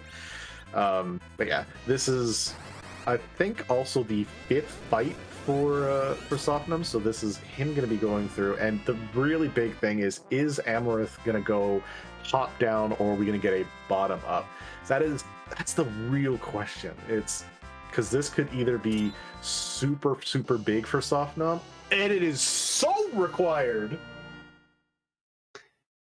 Yeah, that's half of our forge. So if he finds the other half of the forge, that would be objective 5 for him. That is absolutely gigantic. That is your boss objective. That is a legend sword as well. The only thing would be, it would be even funnier is if we find Golbez and he has the other half of it. I really want that to happen because that would just be the chef's kiss topping to this entire seed, meaning that Giant of Babel completely unrequired. Darkness only needed to bring you to the moon, and I would so be okay for that. The other spot would be kind of spicy for Golbez would be that Lucas spot. That would be. We have Golbez hiding right behind that. Oh, that would be. That's very good. Because that's like you're going to have to go through the whole moon to find both pieces of this Legend Sword Forge.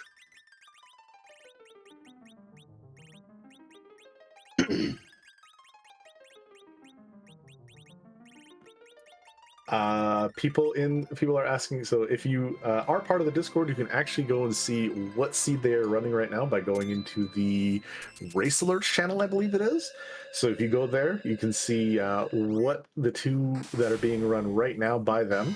And yeah, take a look, and you can play this shenanigansy seed for yourself to see what's it like to run in different levels, because this seed is honestly a good indicator of when you have different levels of power at different points in the game. Although the one I really would suggest you playing is the first one that these 2 ran. I would have to go and find the link for that one myself, but it is very much worth a play because it changes different strategies in the very early game, and it challenges a lot of the basics that you know from some of the seeds you may have seen play out.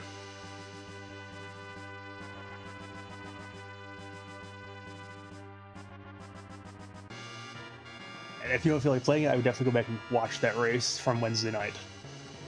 Oh, 100%, absolutely. There have been some legendary seeds, I think, in Free Enterprise. There's been infamous from before a lot of people's time called Boat Boys, which we're not going to touch on very long for.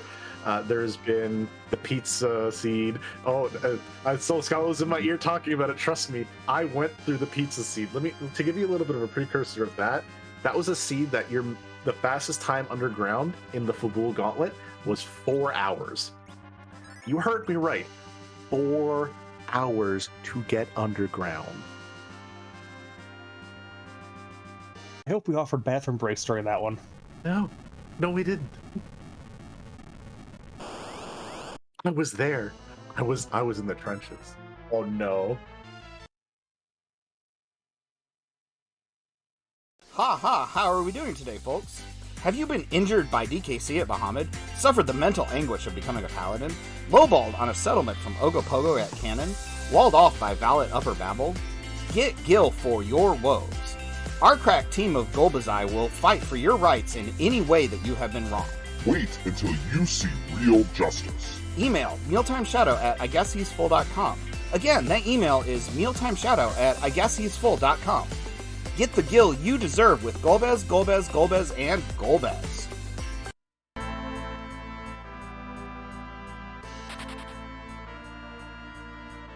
I'm sorry. No, I'm not good. So for those of you who don't know what that was really all about, Softnum's team is... Sorry, you explain this, Griffin. I'm good. Right, so Softnum's team is called Golbez, Golbez, Golbez, and Golbez. They are our resident legal law firm in there. And yeah. I didn't actually hear most of the ad for myself, but Oh, okay, so I'm good. I'm back. Okay, so I do apologize because last time we had this with Softnum, he did play that ad and we'd completely forgotten that was something that he would do, and it is chef's kiss, and that is a great ad read. Golbez, Golbez, Golbez, and Golbez is not here with Golbez, Golbez, Golbez, Golbez, and they're here to fight Golbez to make sure that they can get whatever key items behind Golbez's objective. Speaking of objectives, Amarith did find that Alt Gauntlet and is going to be getting that Legend Sword, so we're going to be just right behind, again, just showing that it's very interesting seeing however people want to run different flag sets. And yes, that was 100% behind Softnum. That was not Scala's doing. That is the team of Golbez, Golbez, Golbez, and Golbez also love to run their little ads and enjoy their little spicy memes.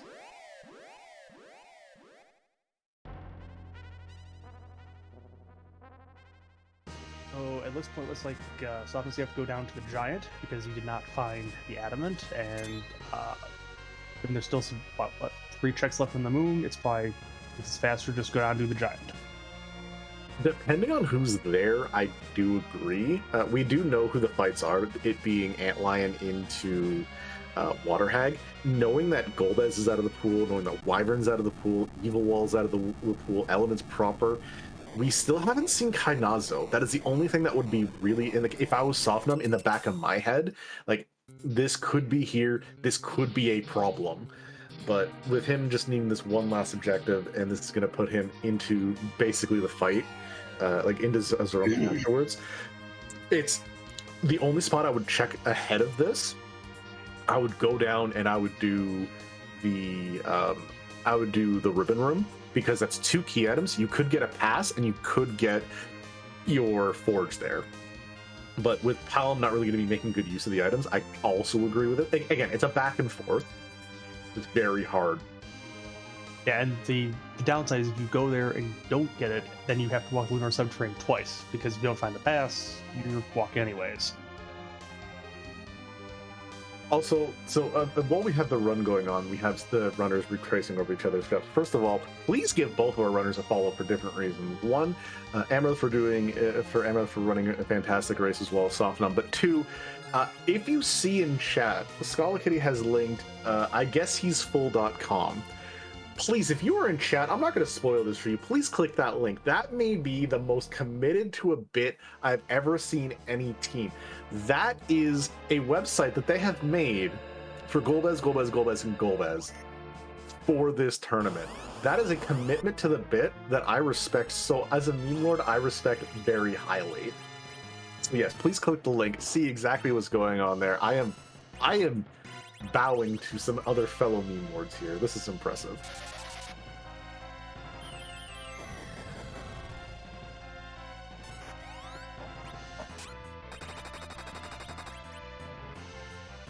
But while we have Amarith finishing off the second grind that we have going on, Softnum is showing us exactly how scary this antlion can be, and how scary it is not going to be when we have Nuke, we have White, we have Cover, and we have not Crystal Sword Cecil, but we have Adamant Armor and just all this damage going on here.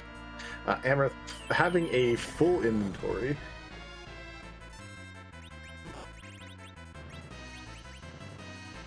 And is going to walk back out to the other side of the LST.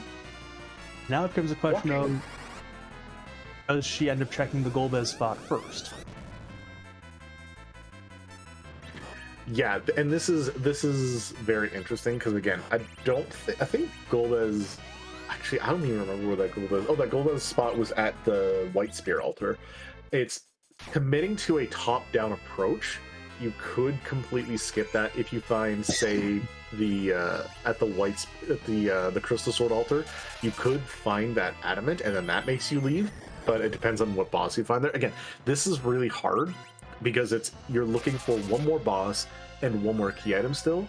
So it's, do you go to the key item dense area, or do you go and just completely commit to top down? Yeah, I mean, if she ends up with the crystal first, or then follows that into the ribbon room, if the admin doesn't show up there, Softnum can catch up there pretty easily.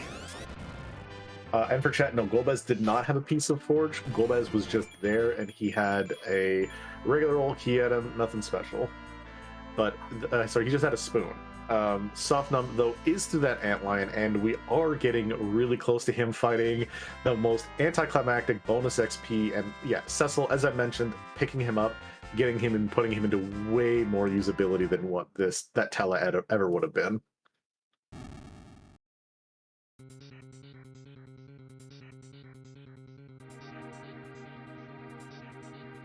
And we also see Amarith is looking at her inventory and saying, okay, let's get things going here, and tossing out a couple of items. That does signify that we are going to get a ribbon room check first, which, if that's so, and if that is adamant, ooh, it's very spicy.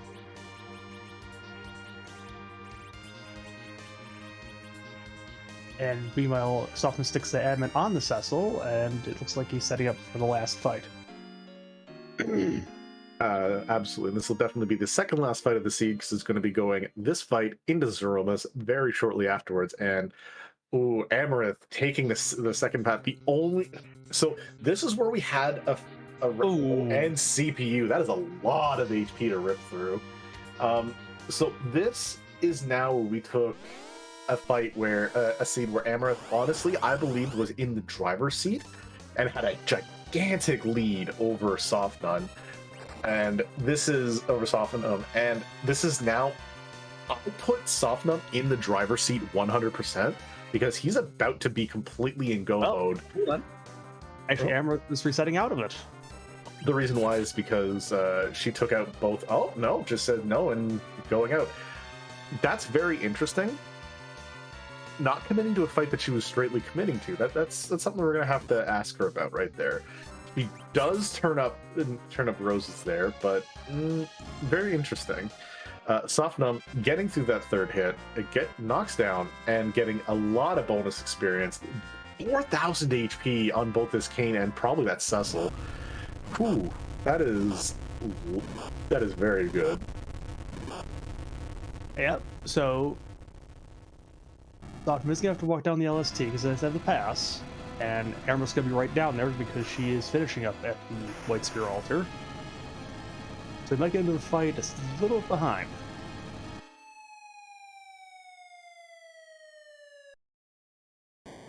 Yeah, it's basically the duration that Amarith has to get through this fight, which won't be that much longer by comparison to Softnum. If Amarith had committed to that CPU fight, this would have been a lot closer than what it is. Amarith is still in the driver's seat because now she has to she's going to get her crystal, get through that fight. Softnum has to go through the cutscene, go through the upper part of the LST, and then I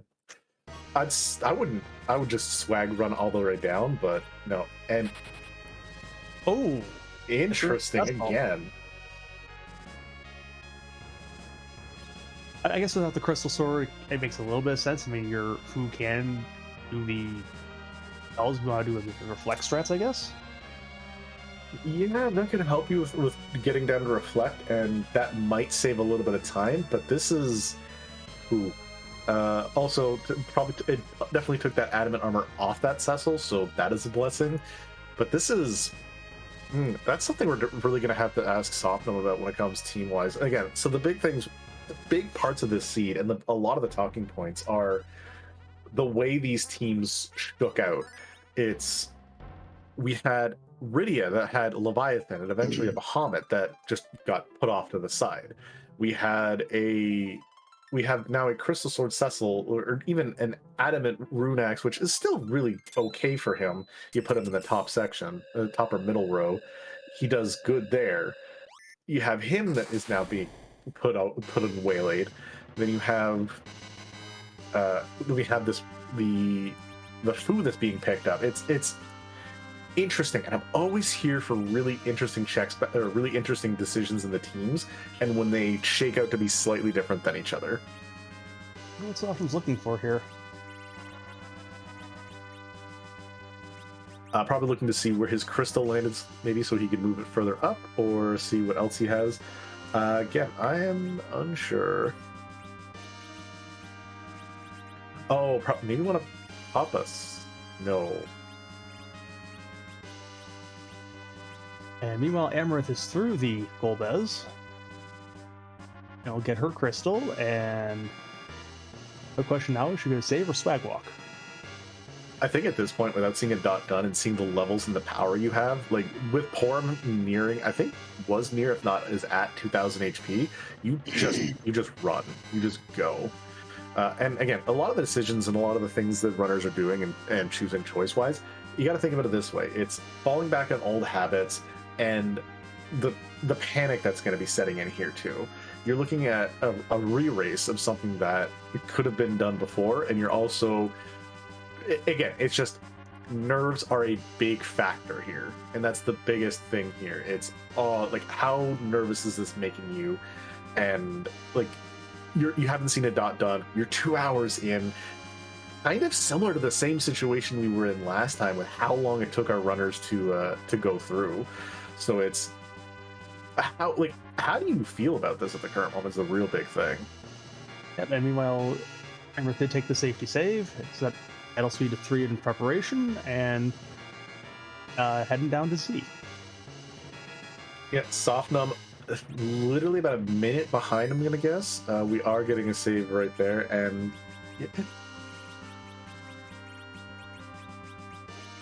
but yeah, and as we're going down, a big thing we want to also mention is, as you've seen, there's been a lot of pauses and a lot of back and forth on Amarith's side. The time is going to be slightly different, so we're not sure if it's closer than what it really is or if it's further than what it is. The times are going to be a little wonky, and we do apologize for that, but we will get the official race bot time, and if we have to have another timing issue because of some admin that needing to do some shenanigans behind the scene, which I'm kind of asking Shaw, are you going to have to retime those? Then that's something we'll mention to you at the time of.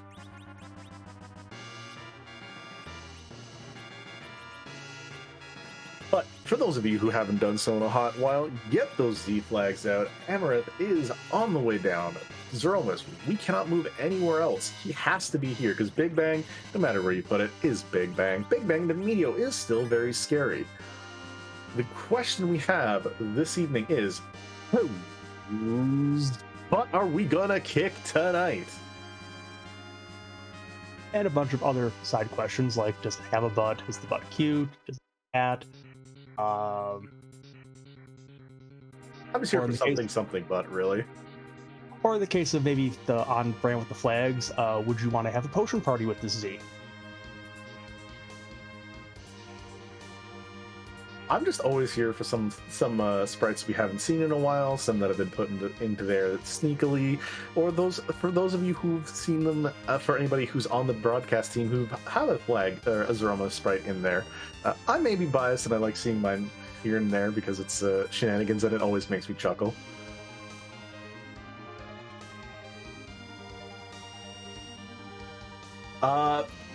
Comment from chat. I want to see potato. There is in fact a potato in this Z sprite.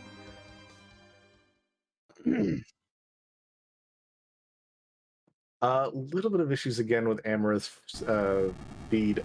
We will get it back up in just a moment, but we will then see, as we have Amarith's side, we are going to get a view of it from Softnum's position, though.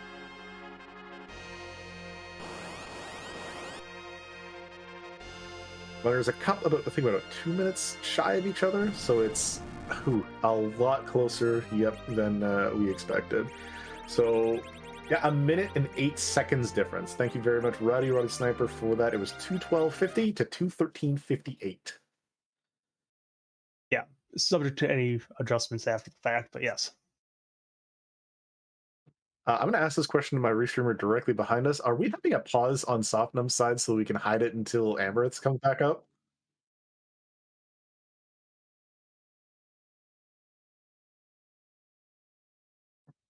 The noises I hear in my ear says that is not what the plan is. So nope. Again, it's first of all, Scala is doing a fantastic job in the background, trying to keep everything on track. While something again, there's stuff that we can never control, and when it comes to different things like this, it is okay. So we did have Amarith's brought back up. That is his the fight done. Um, we still don't get to see the seed. So I'm gonna go ahead, and I know exactly what you're gonna have to do. You're gonna have to do a retime, aren't you, Scala?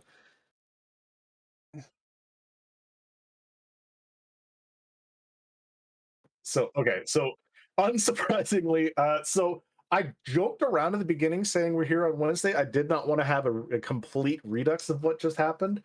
We are going to have this under admin review. We are going to have both Amarith and, at this point, I'm fairly confident of Softnum having to re-put their feed available so that we can check this.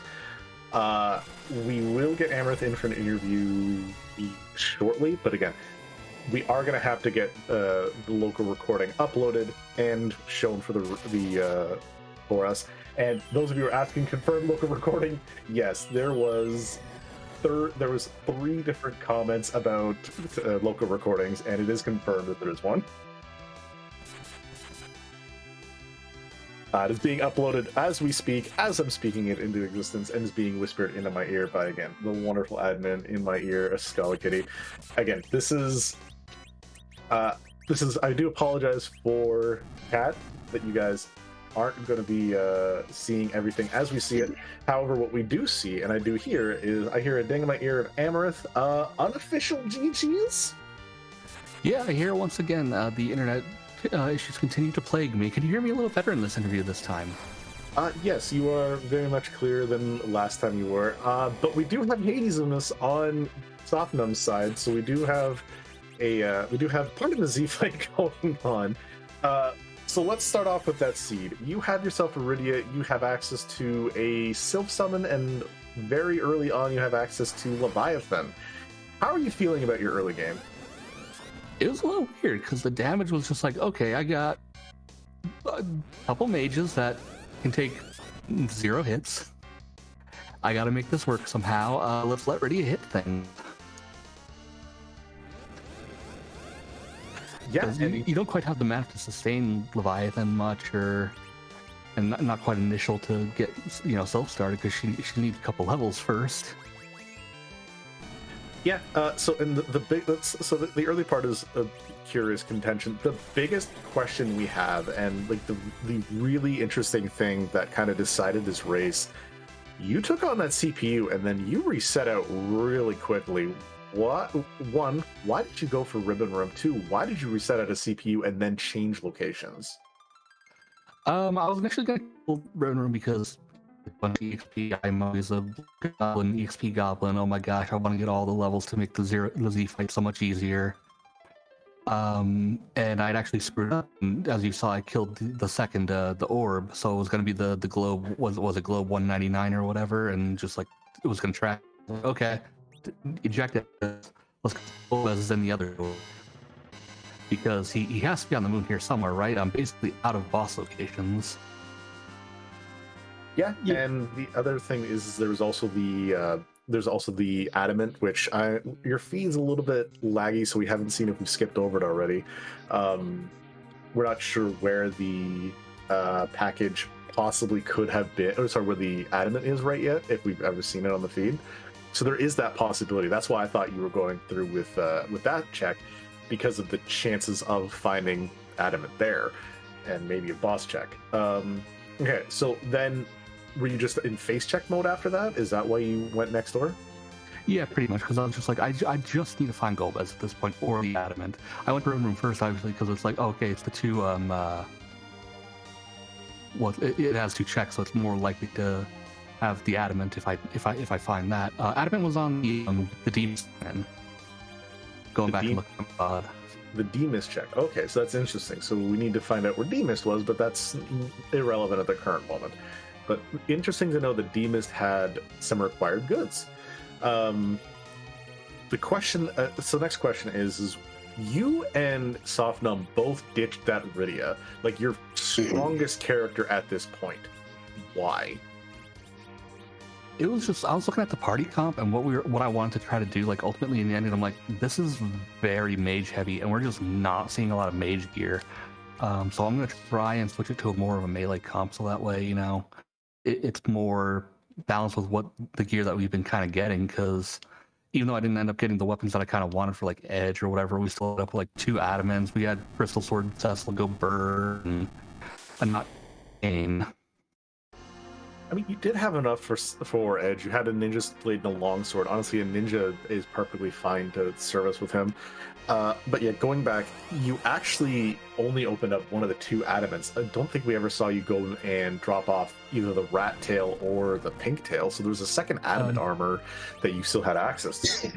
I did get the second one. I don't remember. The first one was in a trap chest. I can't remember where I picked that up. The first one I did was get from the name. Yes. Yeah, okay, so interesting that you did. Again, that must have been one of the ones we saw off stream. It got skipped because of the load and all that. Exactly. Okay, so then the next question we have after that is, or that I've got after that is, you see this, like, you have the characters that you've got, you don't have your full team yet. What put you towards, like, the full loot of Eblan versus, like, saying, okay, maybe I'm going to wait for another character, or the looting of Eblan again when you had, like, again, mages? Why put you towards there as opposed to just go underground, or even, actually, yeah, why that first? It was the, like, I wanted to make sure I had a good enough amount of EXP going in, so I'm sure I could take out Castle, get whatever character's there, and out of the trap, and add, like, okay, I have a good direction of, like, what I want to be trying to do with whoever I pick up Dwarf Castle, if I'm going to pick one up there. And Demist was on the Crystal Sword altar. Ah, interesting. So top down would have technically bailed you out if you'd taken that, warped it, and seen what it was. Anyways, so here's the other big bit of divergence that I was really curious about. You have moon access and underground access. You chose to raise the whale and go and check the character on the lunar dais first. Why that one first versus just going underground and doing the checks there? Well, for me, it's just looking at it as like, oh, the check on the moon is free. You just go up, get whoever's there if you're going to get them, and then check, like, maybe the Bahamut altar and laugh when you see that it's Bella, and go from there. Also, the entire time trying to spike something out of trap chest, so that's why I stopped at the hairdryer. So I was like, oh, hey, I think that's where the adamant was, wasn't it? Or there's something there that was actually useful. I don't remember seeing. It was a glass. I think it wasn't a glass hat out of that fight. I'm not sure which one that one was, but I know the 2 adamant armors that we've seen on stream came from the pink tail and came from the Feymarch freebie.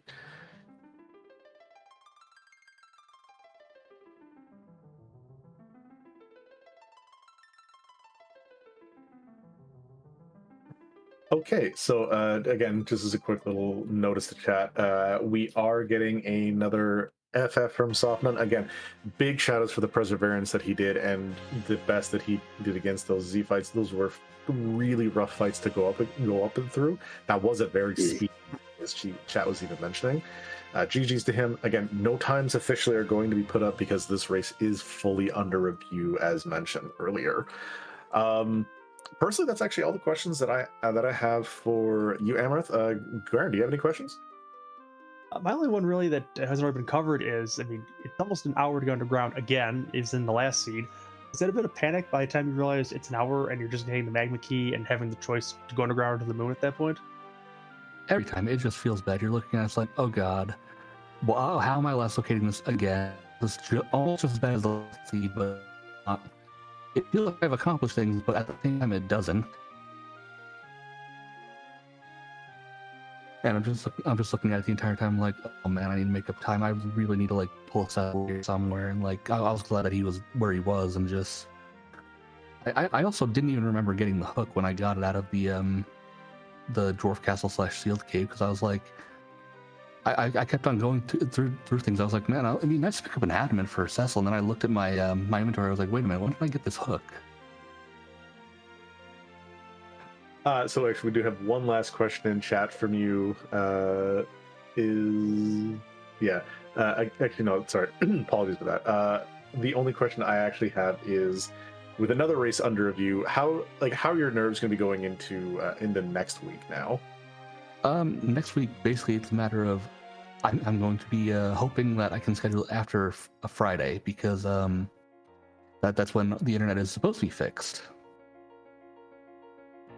Wonderful. You know what? Again, GG's Amarith, very well raced, raced, and yeah, we will see the results officially posted on the Discord. Sounds good. And also, again, GG's to Softnum. This was it's a pretty fun seed. It was just very, very stressful with just how long it took to get things going. Again, that was Amarith, the unofficial first place finisher, as we've partially seen on stream. GG's out to her. Very, very well run race. We're going to see if a possibility of an interview from Softnum is going. As actually, I'm just being told we are not going to get an interview from Softnum. Again, I 100% understand between nerves and the way the fights go. Sometimes you just need to take time and cool off after things like that. Again, rando gonna rando, fights go as they go, and I've been in situations exactly like that where you're just like, you know what, you don't want to at that point. And again, no fault to him. Very, very well run race overall. And again, shout outs and GG's to him. Make sure you give both of these runners a follow.